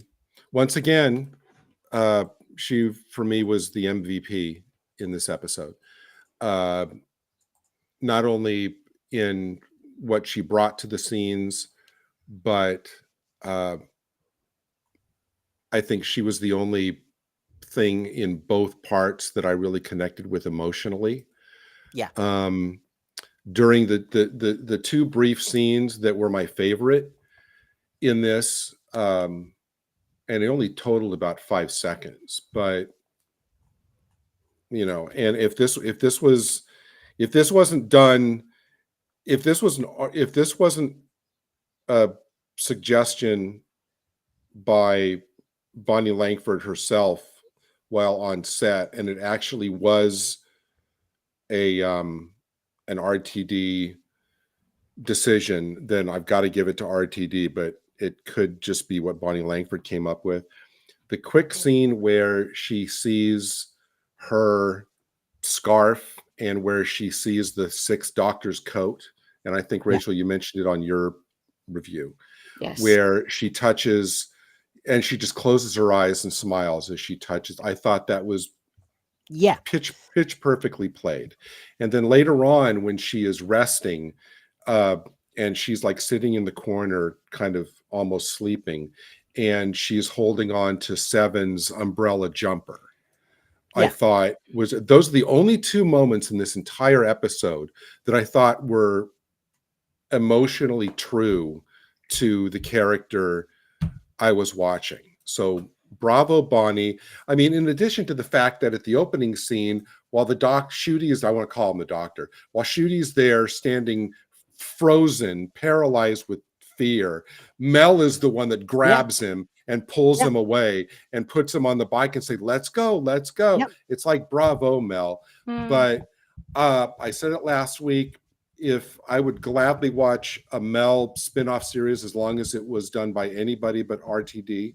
I think that and I really honestly hope, and I know that she knows that she's got a lot of good feedback from her Big Finish time as Mel, because she's had some terrific stories as Mel Yes. on Big Finish. And I know that she's aware of that, but I really honestly do hope that she is aware of how many people like regard her from these 2 episodes and, you know, from Big Finish. I hope that she doesn't still think that what people thought of her back in the day is what we still think of her, because I really wanted to know how well she's regarded. I mean, and she's holding that costume there. I believe that was genuine nostalgia, and pleased to see it, because, you know, come on, it is a legendary coat. It is the worst coat of the Doctor, but it's my favorite Doctor's coat, and I was so pleased when she reacted like that. And I just believe that was a genuine reaction. She hadn't seen it for like what 30 odd years or so. And suddenly she's seeing it again. God. I must admit, I look, and I'm going to ask you the question in a moment from finishing this sentence, really, which is, what did you think of the Remember TARDIS, the memory TARDIS? Because they said in the video commentary that those tales of the TARDIS only happened by fluke. The memory TARDIS was for this story. And when they saw the set and how cute it was, they then had the idea to do Tales of the TARDIS. So this came first for the plot, which made it worse for me, because I thought it was just a novelty. I thought, oh my God, you know, what a twee idea. So this was filmed before any of the other ones? Yes. I didn't so know that. That really got me rocking, thinking, you took this seriously, RTD? Oh my God. But of course, to Rachel's point, yes, Bonnie goes into that set, and she said she noticed the coat straight away. So her eyes saw it, and you know, it's how you feel. It's your era, it's your Doctor. She goes to it. Yes, there'll be Sylvester stuff, and she did mention Sylvester and the spoon. She made a big thing of that as well. But obviously, this is Colin. So I did ask the question there because we're on it now. The memory TARDIS. And you know me, I've got an example of his explanation. There you go. He said the memory TARDIS had this genius to it, that when the Doctor gets the whistle in the Remember TARDIS, he looks up quite significantly, because then when he arrives in the TARDIS he has now, he's got it. So he takes the whistle, and he goes to a little floor compartment in the TARDIS. He throws it, and it drops down into the Remember TARDIS, where the Doctor's waiting for it. So he passes it to himself. Wait. Let me. What? I don't get this. When did so that basically, there you go. So basically, if my window was above yours or Rachel's, I'm the Doctor in the TARDIS now. And I drop the whistle down to you. Please catch now, Rachel. You're in the memory TARDIS, and you catch the whistle like he did. And so the Doctor's passed it to himself. Oh, isn't that plot regurgitation though? Because Wait, they do what? something in the 50th, something similar? They threw something through and something down. I don't know. I can't remember it now. Yes, they did. Was it the hat or something? Was it the fez or something like that? Yeah. Yeah, it's been done before. Yes, but it's also too convenient as well to do this. Yeah. That's timey-wimey. So this TARDIS, how would he know what that was for? Yeah, but how does he know that? How does he? I thought the memory TARDIS was just this twee idea that, like, we all have memories. The only time travel humans can do is in your own memory. So it's this twee idea that you could, you know, because I read it and I didn't understand it. And Brendan, I know you gave it a valiant effort. I still don't understand the whistle thing. I mean, I'm thinking about that guy in Resurrection of the Daleks who said, I can't fight the confusion in my mind. That's kind of how I'm feeling right now. But here's the thing.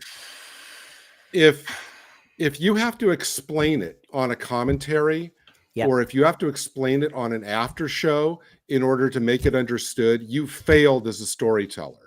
If that wasn't clear from the episode itself. He's doing it all the time, though, isn't he? By generation, he has to explain the Davros change. He has to explain, not in the script. This is getting... I got to give props to Liberal Zardos. This is brilliant. And that's what should have happened.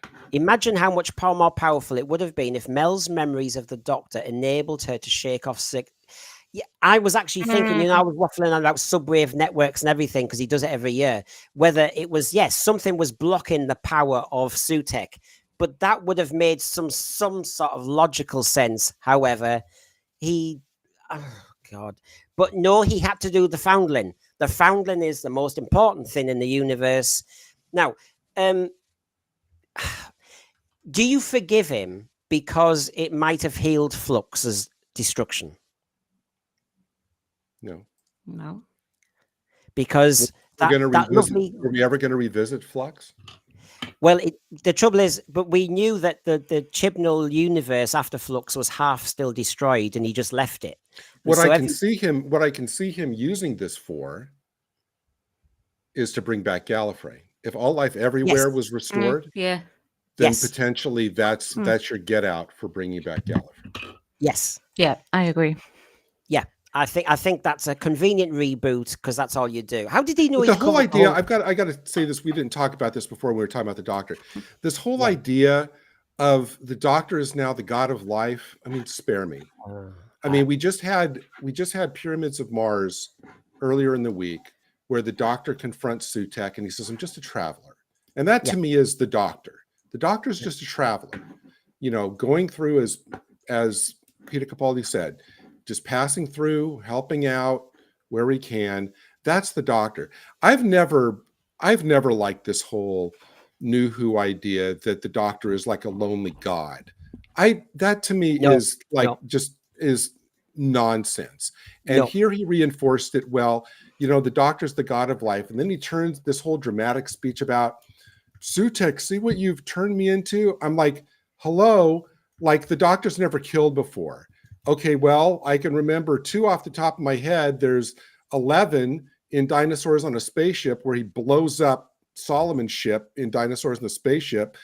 The 4th Doctor killed Solon with cyanide gas that he made in the brain of Morbius. So RTD trying to say this is the first he's been pushed to killing now. I go, Russell, go back and watch actual Doctor Who.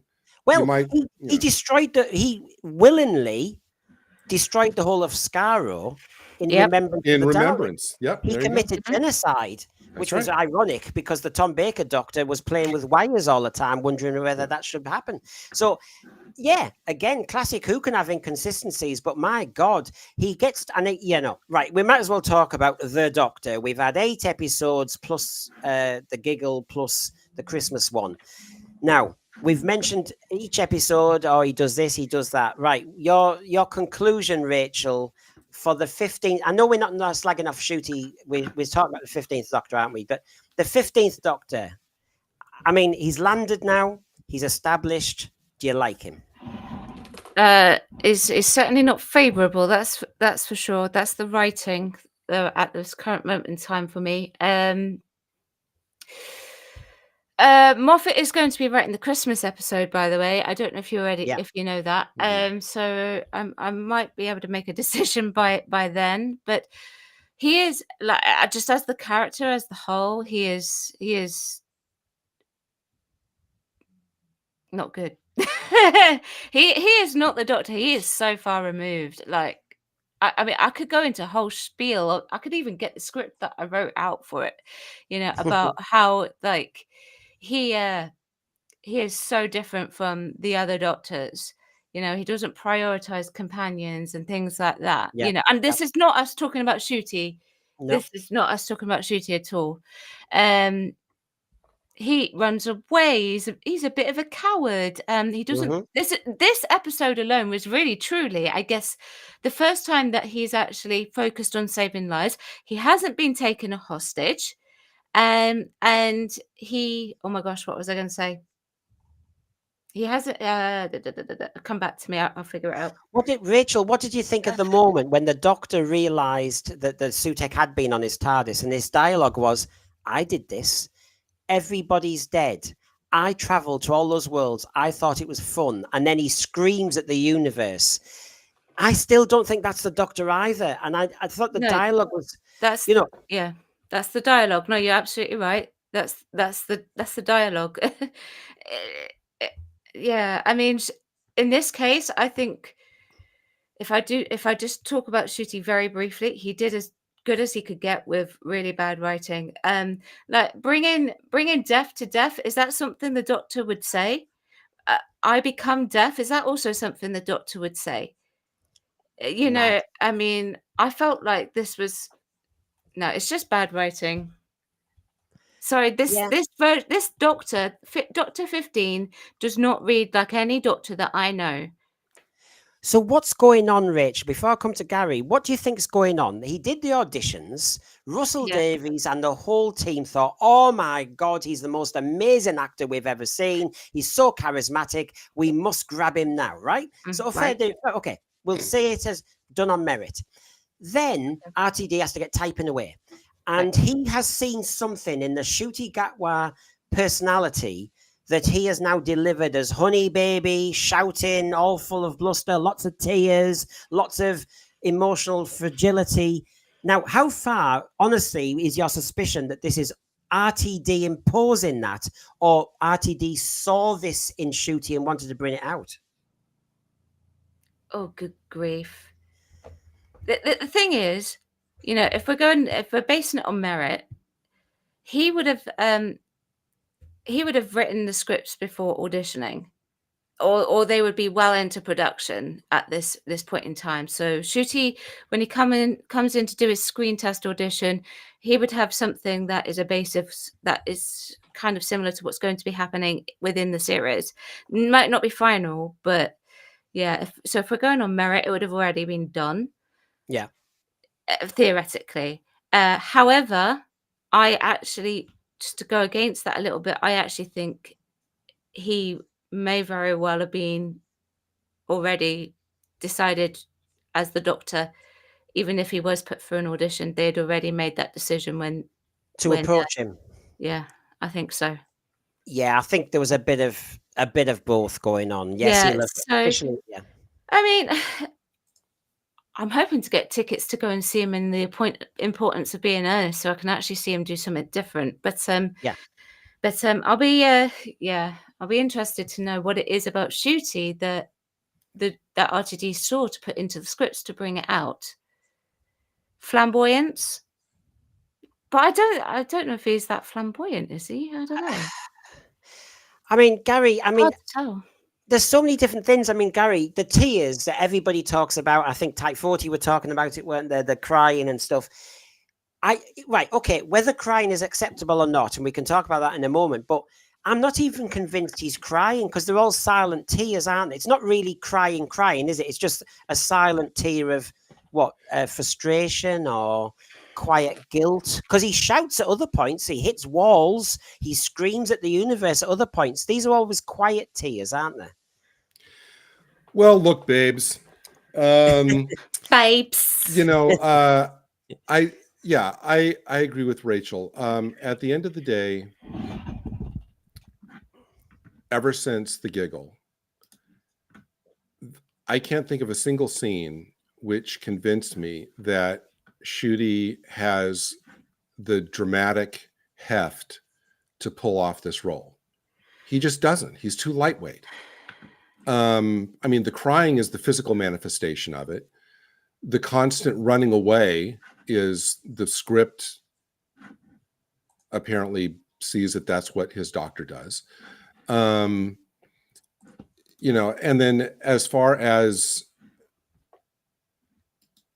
well, Peter Capaldi was given less than strong scripts, but Capaldi is such a master that he can elevate weaker scripts and still bring something to the table to compensate for it.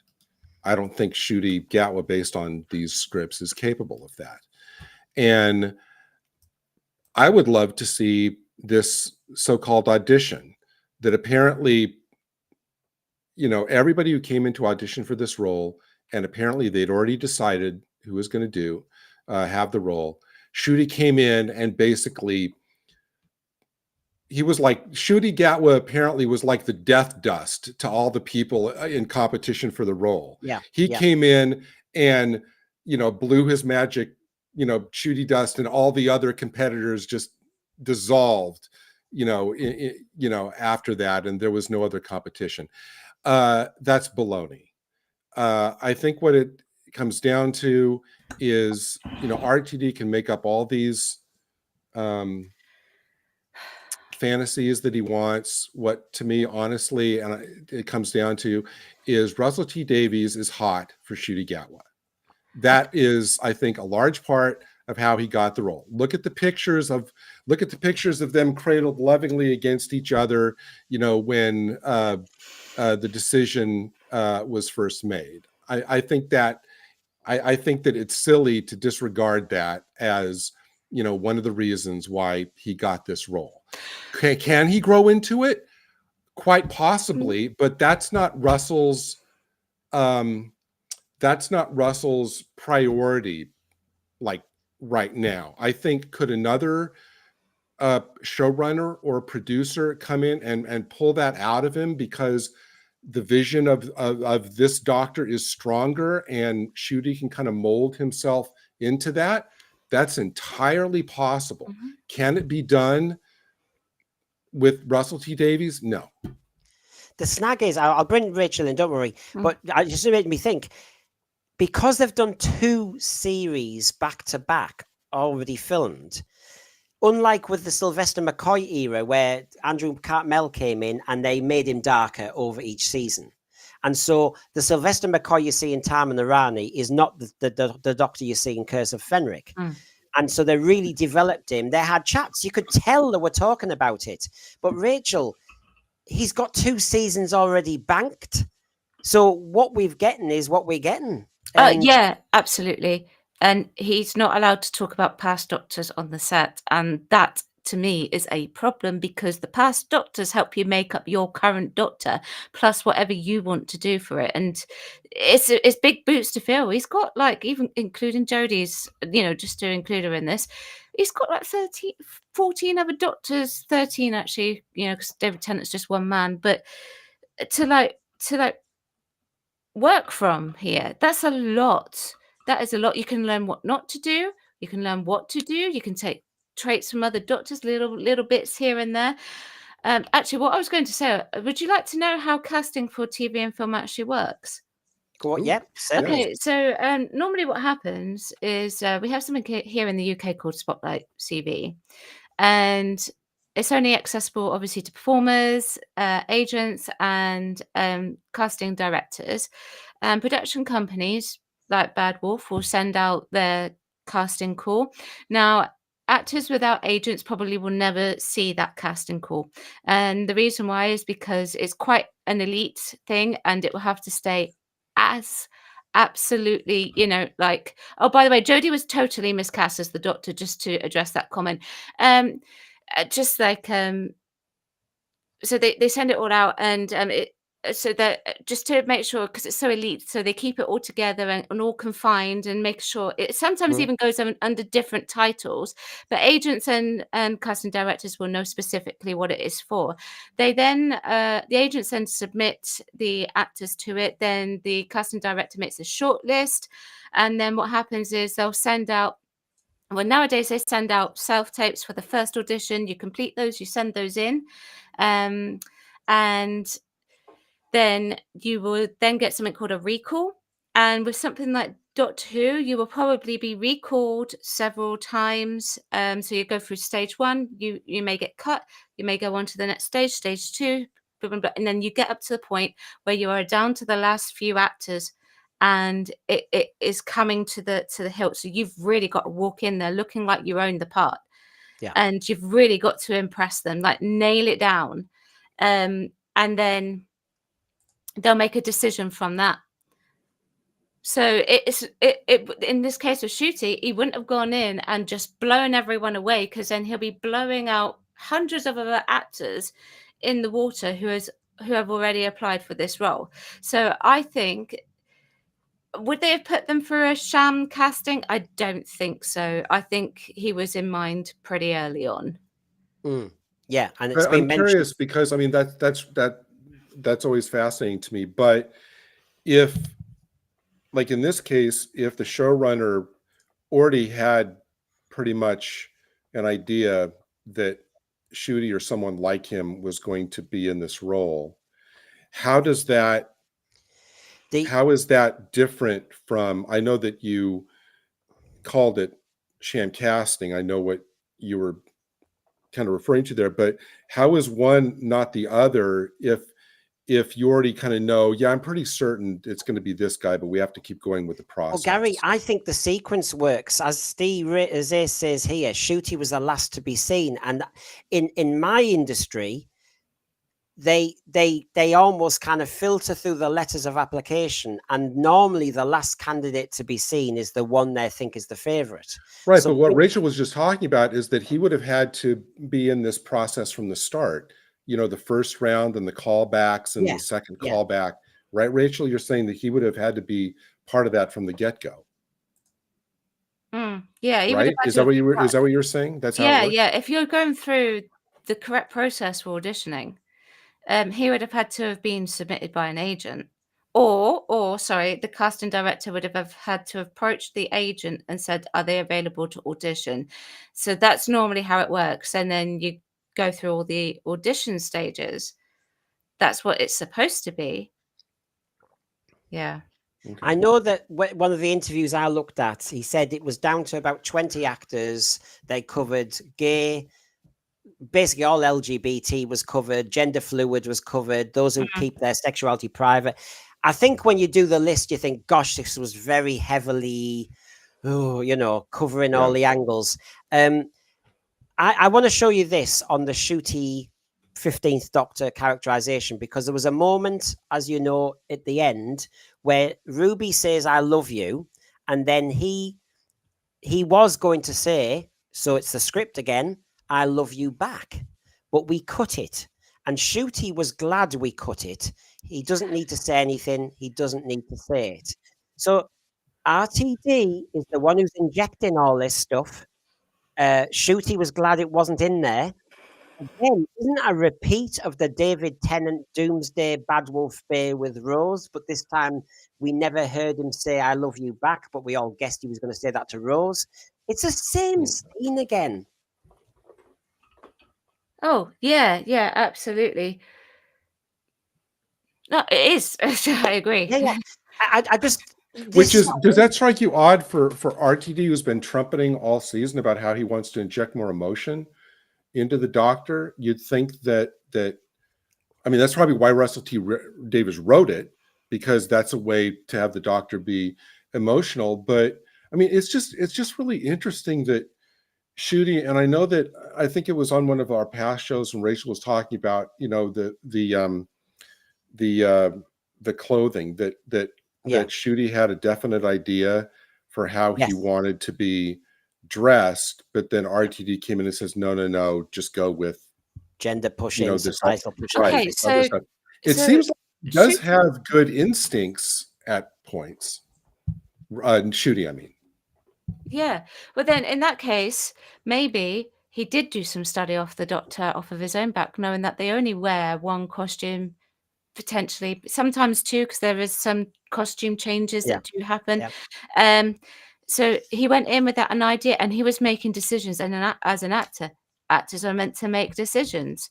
Obviously, we have to be guided as well in order to hone things in. But oh gosh, but Rachael, as you know, in the interviews you've seen, we've probably both addressed them. He gives an example, RTD, that an actor in Doctor Who dared go off script, and he said, well, in a way, I'm paraphrasing, basically he got his just desserts because that character, who should have been memorable, is no longer talked about by fans. He lost the rhythm that had been written for him by RTD, went off script. He'll never allow that to happen again. So he fell down and was not memorable. So you just think that RTD, it's all on his terms. Nobody can challenge him. Nobody can say, I've got this idea for my own Doctor. Mind you could say Colin Baker the same. He wanted a dark outfit, didn't he? Yeah. And he didn't get any say. And therefore his poor Doctor is judged by something he had no say over. It's interesting that Liberal Zardo says another problem is that he wasn't available when cast. They had to bring back Tennant and organise the schedule around Gatwa.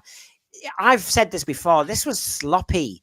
I mean, the process of auditions and the process of starting filming really should have been streamlined a little bit better if they really were going. But that comment doesn't seem to me, Rachel, tell me if I'm wrong, that comment is not incompatible with the process that Rachel was deciding earlier. If they'd already cast him and they said, okay, you've gone through all the process and the callbacks and everything, and you're the one that we want to offer the job to, then you start talking about like the mechanics of dates and filming schedules and all that kind of stuff, right?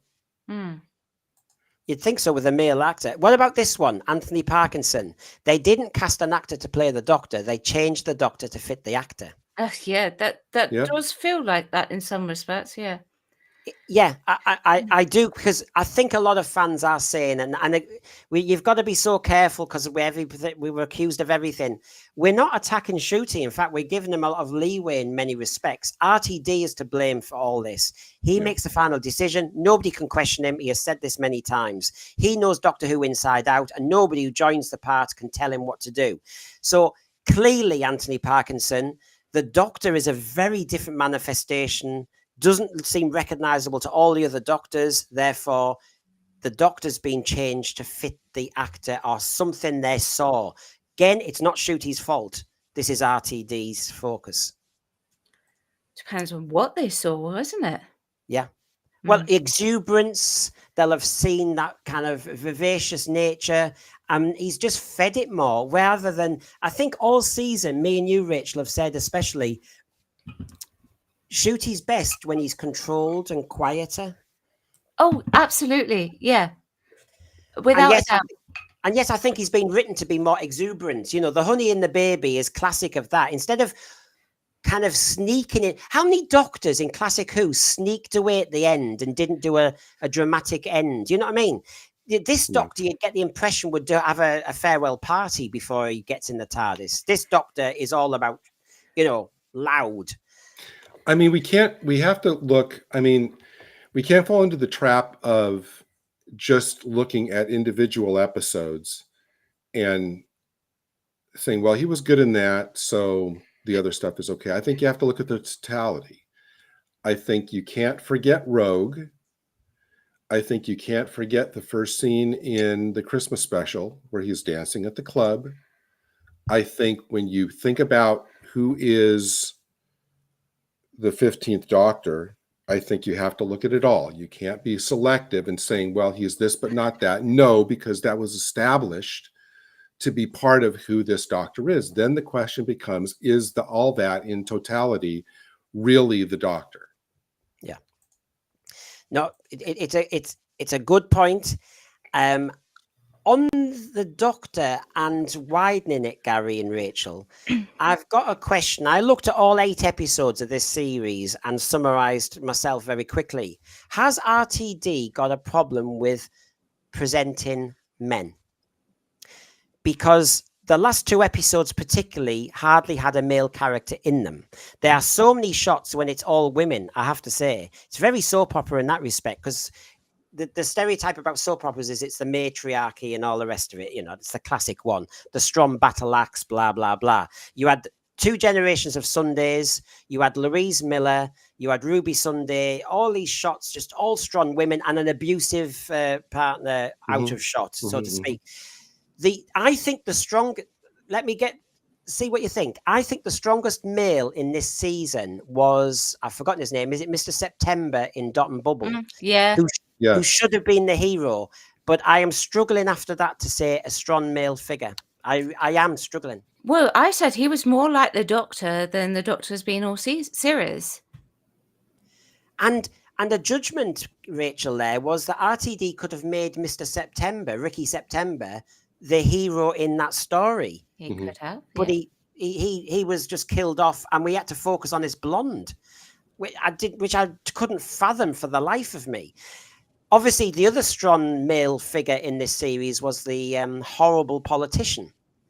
The classic. Roger Ap William. There is a theory that's going around with that character that he may actually be related to Ruby. Right. It's possible. It is very possible, because this is what he said at the. Shall I tease you? It is a good video commentary. As he's talking to Bonnie Lanford and Vicky Dello, she mentions gravity mavity, and he says, "Yeah, gravity," and he says, "Wait for season 3, darling, Oh, which isn't please. commissioned as yet. We're going to let rip. It's all building somewhere." Let rip. Sorry. That to me is just with Brits. it. First of all, you know, the fact that Russell thinks we're sitting on the edge of our seats on pins and needles, willing to wait for 2 and 3 years because we just can't wait to find out what the whole gravity thing is there. It's like, Russell, get over yourself. Please get over yourself.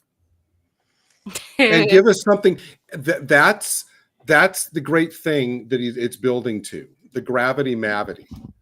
Yeah. Really? Oh, yeah. Okay. We find out they've been in an alternate universe. Okay. That one. Yeah. It just, I've said it before, as far as your male characters goes, I'm sitting here visualizing all the way back to Star Beast.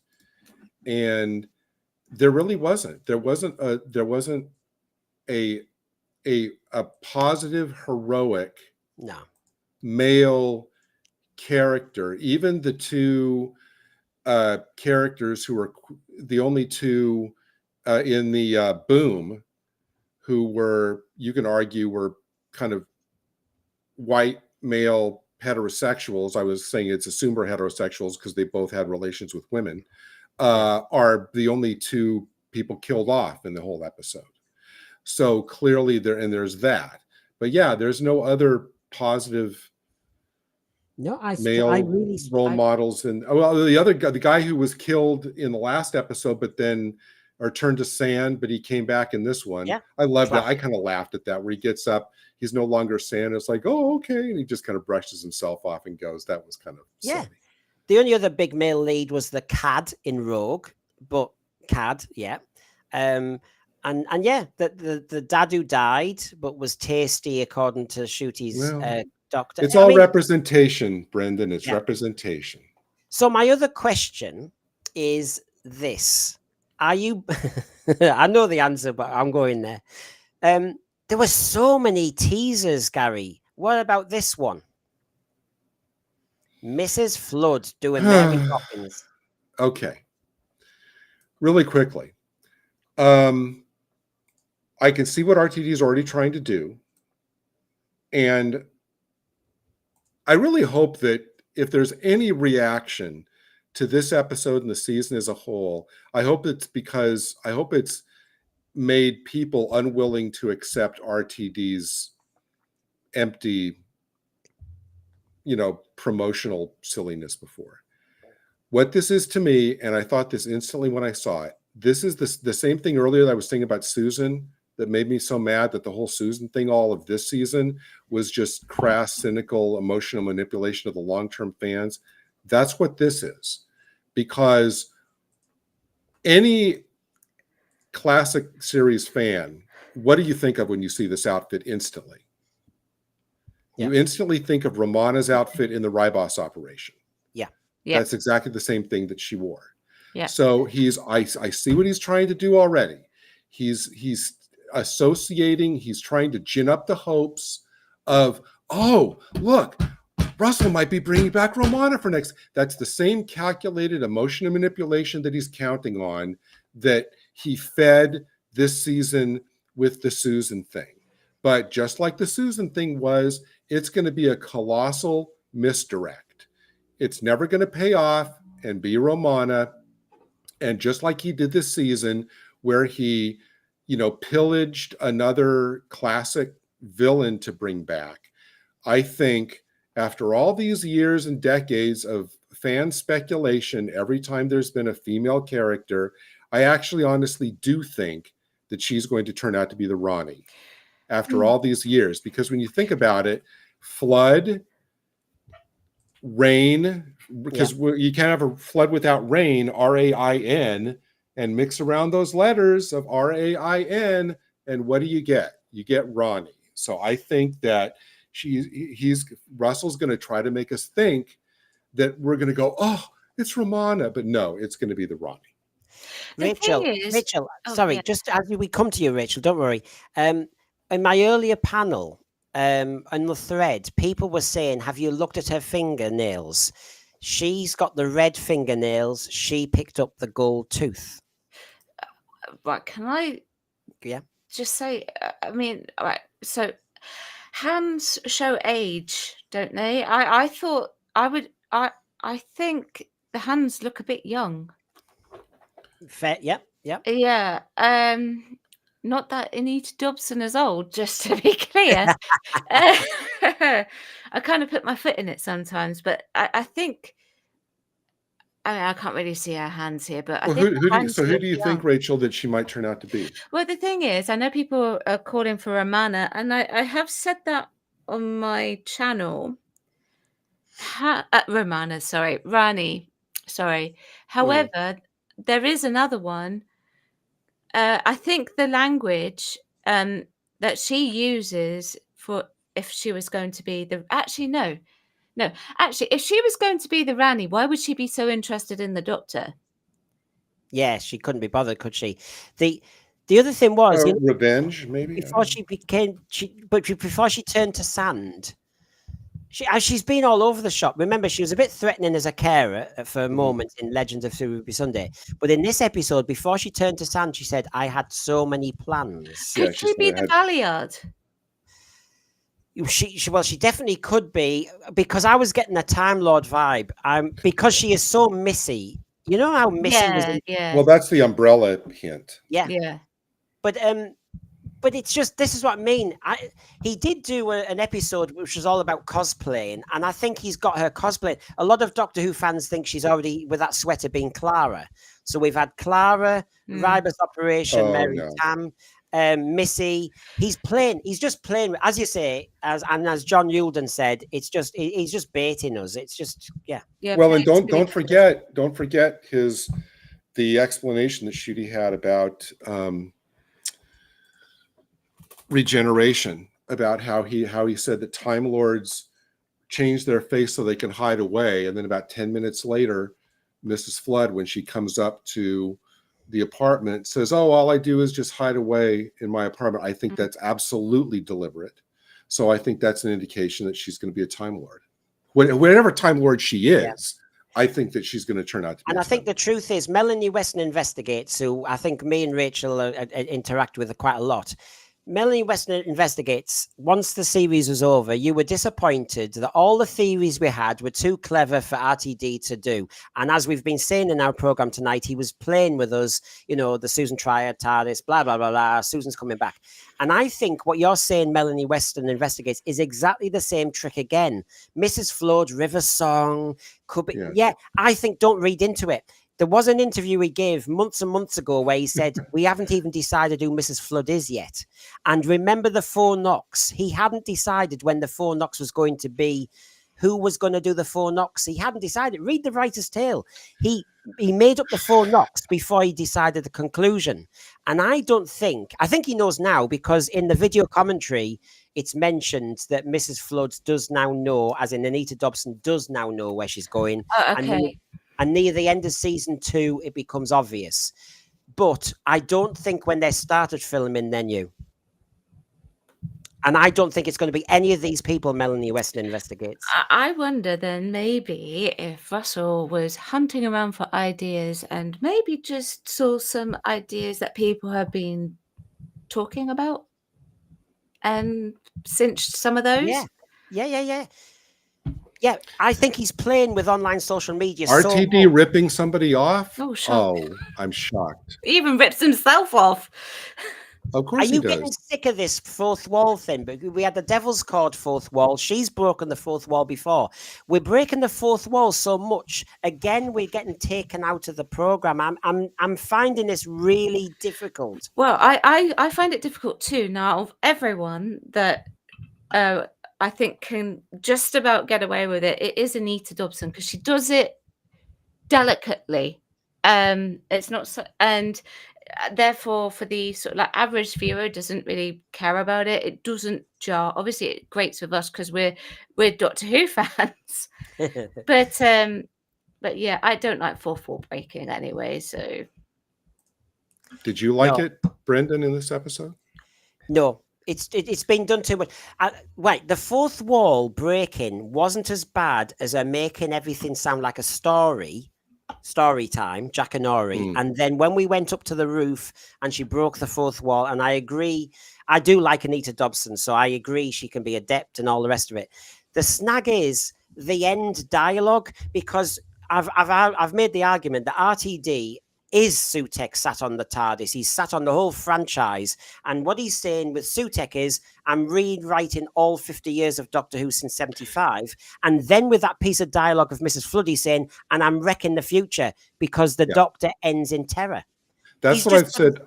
That's what I was going to say, at some point during this stream. One of the first things I thought of after this episode was over was I thought that after I realized how colossally underwhelming this whole thing was, that I realized that this episode and this whole season, well, not this whole season, this two-parter with Sutekh, to me, this came off to me as RTD's attempt, just like his best bud Chris Chibnall, to rewrite, in this case, more recontextualize decades of canon.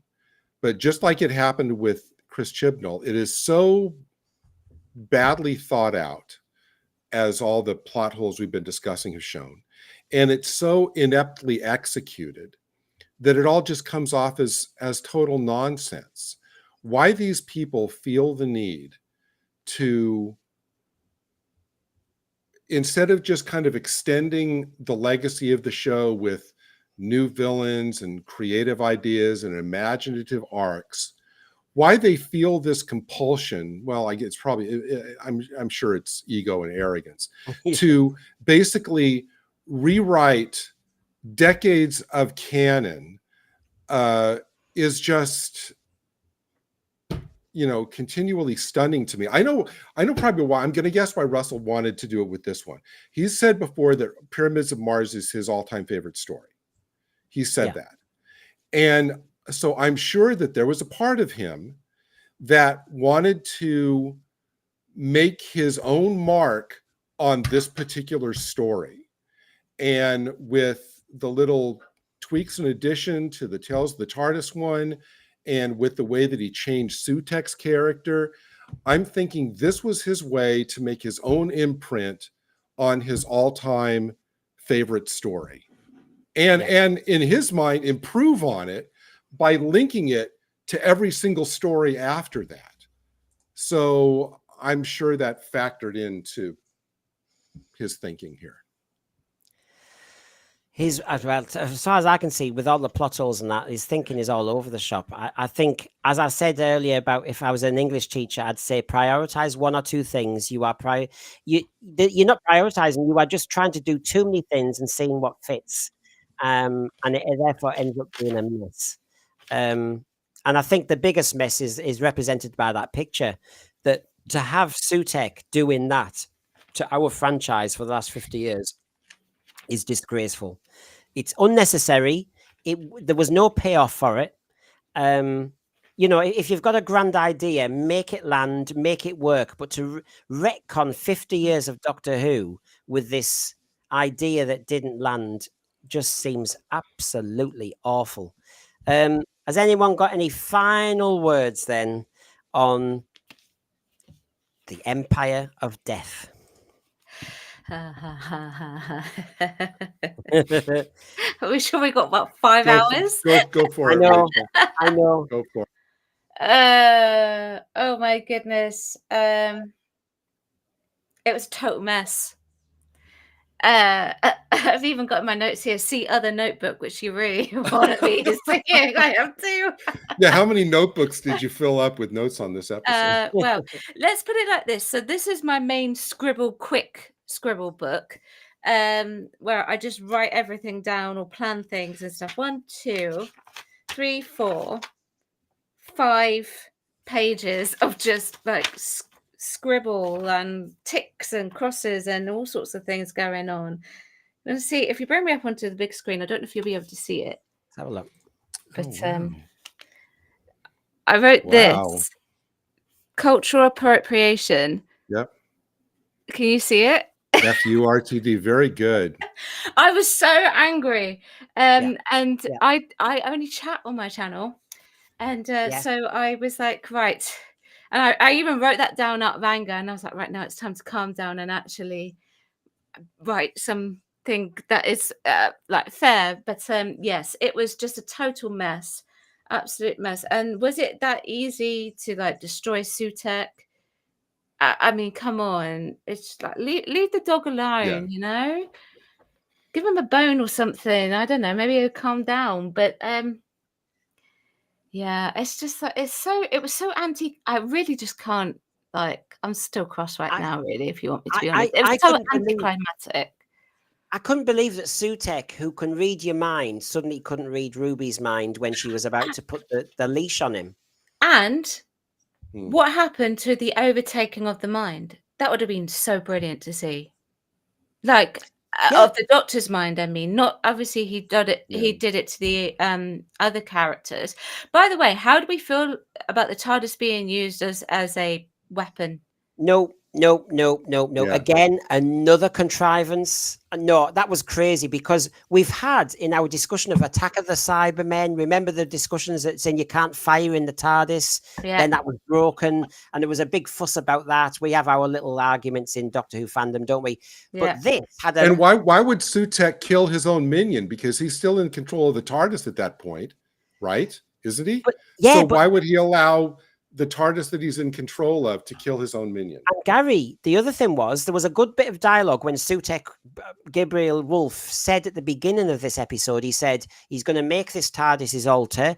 He's been with that TARDIS for 50 years, so he knows how the TARDIS works. So how come he didn't know there was a button there that did that? Yeah. Well, you know, we've been able to, even in the space of this stream, we've been able to come up with what I think a couple of dozen gaping plot holes, you know, from this episode. So that's why, Brendan, I honestly don't think you have to worry about, you know, this having, you know, people to be rethinking, you know, the entire last 50 years, you know, of the show, like they did with the Timeless Children, because all of this in this episode was just too silly and stupid to stick anyway. Yeah.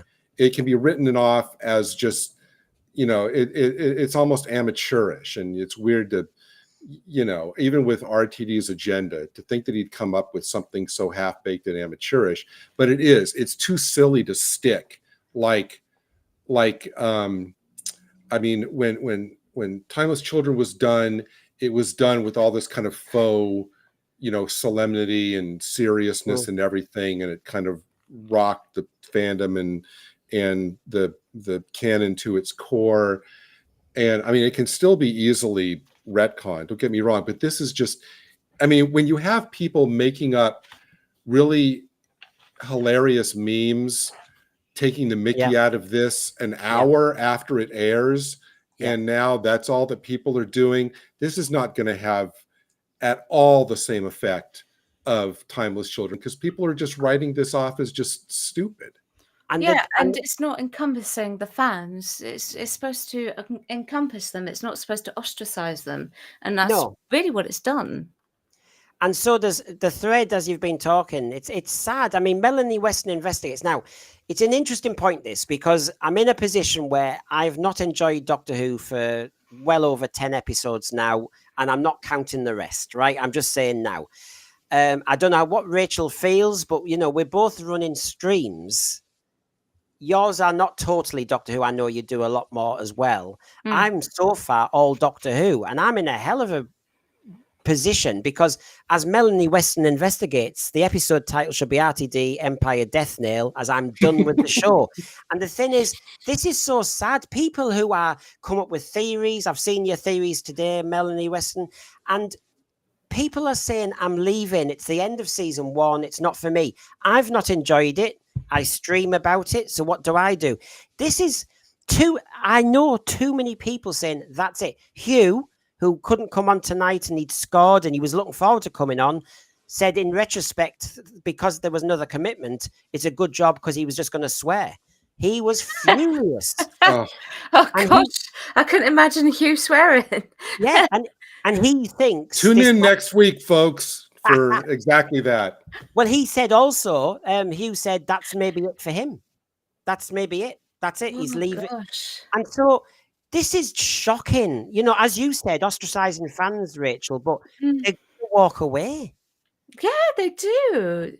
They do. And I'm worried for the fans that have joined since that 2005 onwards, specifically for New Who, and may have only ever watched New Who, and now are essentially becoming ostracized in many respects themselves. Mm. That's not fair. It isn't.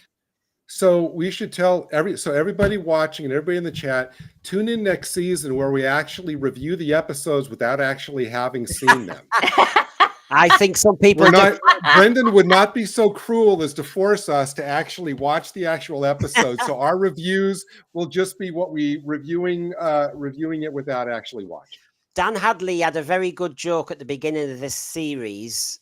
We all know each other stream-wise, lots of different channels, and he did make a kind of dig when he said he reckons one channel had already written the script before Space Babies was broadcast.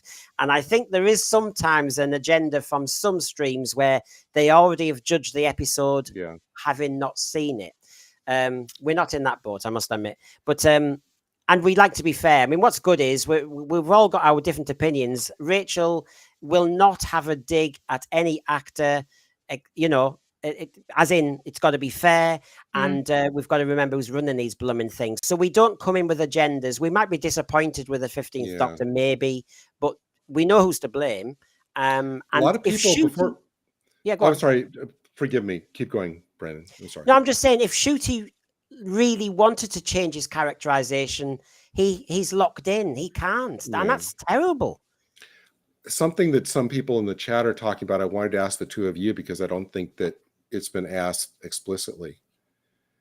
And it's going to sound like a joke question, but it's really not.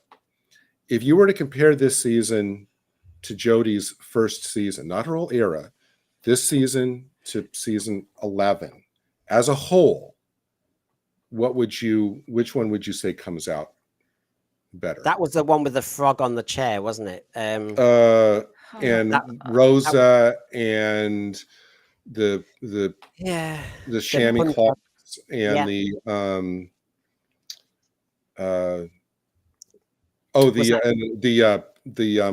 little gremlin on in the spaceship. Yeah, I forgot it. Pating or something. I've forgotten. Yeah. Oh, that's hard. It's a very close one. I'll give Rachel some thinking time while I'll just think on the spot. And the spiders, the arachnids in the UK, that one was in there too. Which is down as one of the worst. I have to say, it's nip and tuck because Rosa has loads of issues to me, but Rosa, for example, in some ways I could see where it was going. It wasn't good for the Doctor. It was a good episode in other ways, but it wasn't good for the Doctor's characterization. The frog on the chair killed me. That was just, was that something in the woods or something? There was a lot of politics in that series, but even then, I feel as though it was less sticking their two fingers up at us. It was trying to be a bit worthy. I think Chris Chibnall was earnest in trying to educate us. I think RTD is trying to make a point. I think there's a difference between the two. They're both very political, but I feel as though RTD is deliberately trying to trigger. RTD is deliberately trying to get a reaction. I don't think Chris Chibnall was trying to do it like that. I think Chris Chibnall was actually probably coming from a slightly calmer place. That's what I'm going to say. I actually think would you rank Chibnall's first season higher then? Yeah. Overall? Yeah. Rachel? I would. Okay, that is such a close call. It is. Yeah. I would, though, based on obviously what Brendan has said. I do agree with that. Rosa was one of my favorite episodes of that series, actually. Even though the stuff that around the Doctor was a bit but it was actually one of my favorite episodes. It would have to be Jodie's season in that respect, because when you compare the Doctors, and I still stand by what I said, Jodie's not a bad actress. She was miscast as the Doctor, 100% on that. However, when you look at what her Doctor is saying. She still sounds like the Doctor. Do you know what I mean? And whereas this current version of the Doctor does not sound like the Doctor at all. And I would rather listen to something that sounds like the Doctor than something that doesn't sound like the Doctor.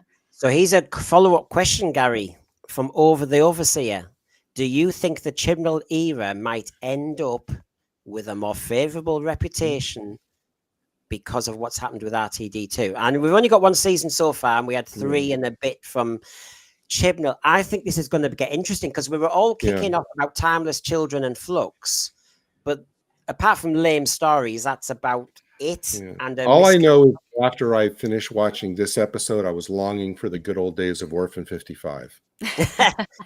yeah, I know. I might have to re-look at it. But isn't that interesting how, I mean, before this season started, we would have all sworn to our dying breath that nothing was ever, we couldn't imagine anything ever being worse than the Jodie era. And now here everybody's saying that, well, in comparison. And it is close because Chibnall... Oh, yeah, it's close, but still. Yeah, Chibnall did the Trump-esque politician, billionaire type, and RTD's on the same page. They have this issue that they have to go again and again and again for certain things about capitalism. And, it's tedious, it's boring. And I think people see them coming. You write a good story, but because we know your politics, it spoils it for me. If you didn't know RTD or Chris Chibnall's politics, and I know Chris Chibnall's less so, you can almost land the story. But when you know where RTD stands and who he's hoping will win the election in a few weeks' time, and we all know exactly who he wants to win, then there's a bittersweet, there's a venom to a lot of his dialogue. And then you start to think, I'm out of the story. Well, I think we're going to get exactly the same next season unless there is some enforced, judicious editing that's from either Bad Wolf or Disney to take out a lot of the really extremist stuff. Otherwise, it's going to be exactly the same. Well, Gary, I mean, was it Snow White? They reshot an awful lot of it to try and regain some credibility with that Snow White, but that cost a bomb. Yeah, and go on.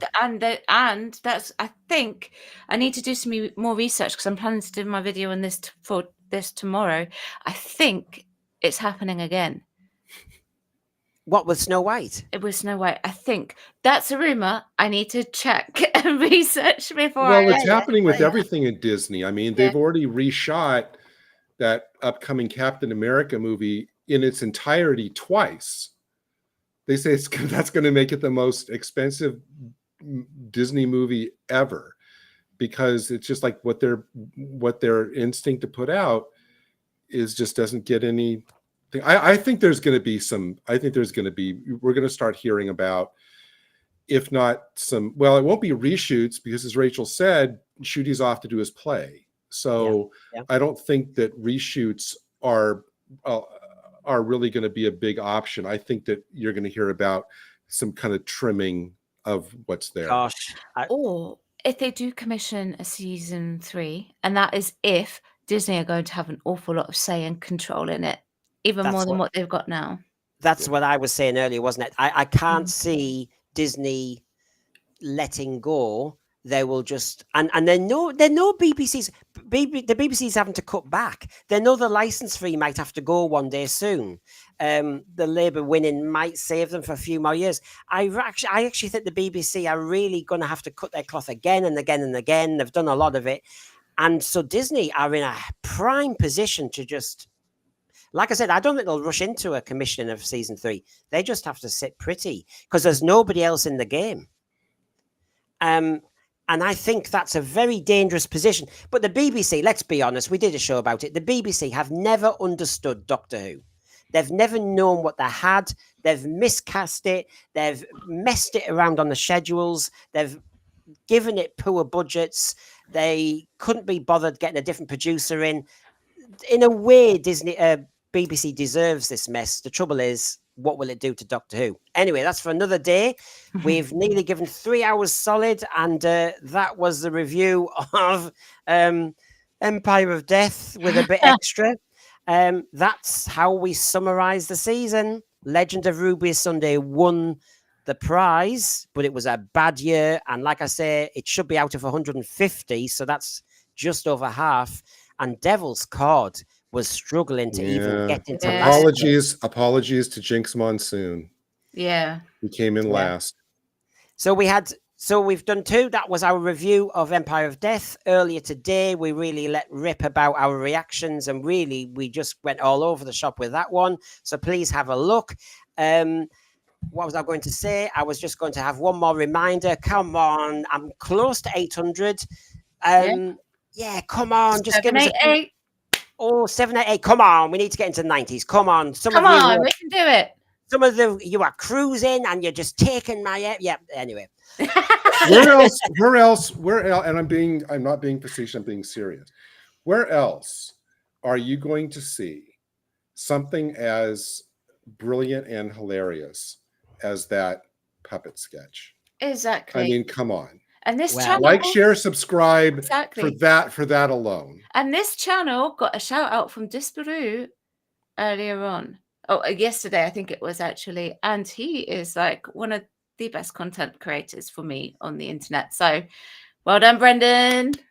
Thank you. And of course, we'll big each other up, because your channel it's not even a year old, and you have grown and grown and grown. So we're in good company with all of us. And Gary's on everybody's stream over years. Yeah, he's everywhere.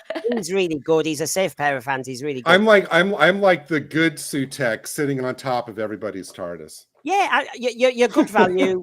You're both good value, and it's great. And I appreciate you giving me your time. And so I think it is time. Do you feel like voguing? Are you in the mood for voguing? Strike Everybody come back. Everybody come back for the midweek show. Yeah. Yes. Oh yeah, come back for midweek. We haven't decided yet, as in I haven't decided. I love the royal we. We haven't decided, have we, what the review's going to be of. It's partly because I've just been streaming all the time, so I just need to have a little think about what we'd want. Or the thread could tell me, what would you like us to review on Wednesday at 7 p.m. As you know, we normally do a review in depth of a story. And then we also look at like the best unit stories or the best master stories. So come on then, if you really do want a nice bit of fun, 7 p.m. on Wednesday, and I will be racing Rachel with streams tomorrow on Tuesday. No doubt, no doubt. And so please check her out. I'll give her one more shout out there, although she doesn't like shouting. But there you go. Oh, that's a great comment from Over the Overseer. That's nice. Put up Over the Overseer. That's a nice comment. Well, let's thank you. I mean, nobody else would have the guts or the nonsense to do the puppets and spend his afternoon doing that. But love your channel, Brendan. Thank you. Thank you. Roll a dice. Number is that the Doctor? Sorry? So roll a dice. And whichever number comes out on the dice, that's the Doctor we do. And thanks to everybody in the chat for amazing. We are looking at it. We're not just into ourselves. We are looking at. If you wonder why I look down, it's because I'm doing that on my phone. So thank you all for being in the chat. Well, we've got Robot, Curse of Peladon, Robots of Death. Oh gosh! And I tell you what, it's just. I'm not going to go there, but once you've finished the season finale, you should feel very fired up about this season and where it's going, rather than thinking, yeah, let's do something from the past. Anyway, time for voguing. Get subscribing to Rachel's channel, my channel, and to, I don't know where we go with that. Right, so good night, everyone. Bye, subscribe. Celebration dance, Rachel. Celebration dance. Queen is Thank you, Gary.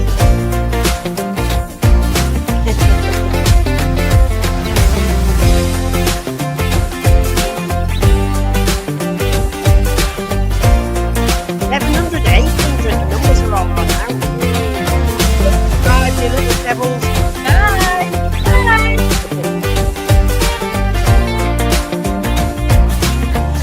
See you Wednesdays, 7 p.m. See Doors on the doors. Oh my Right, God.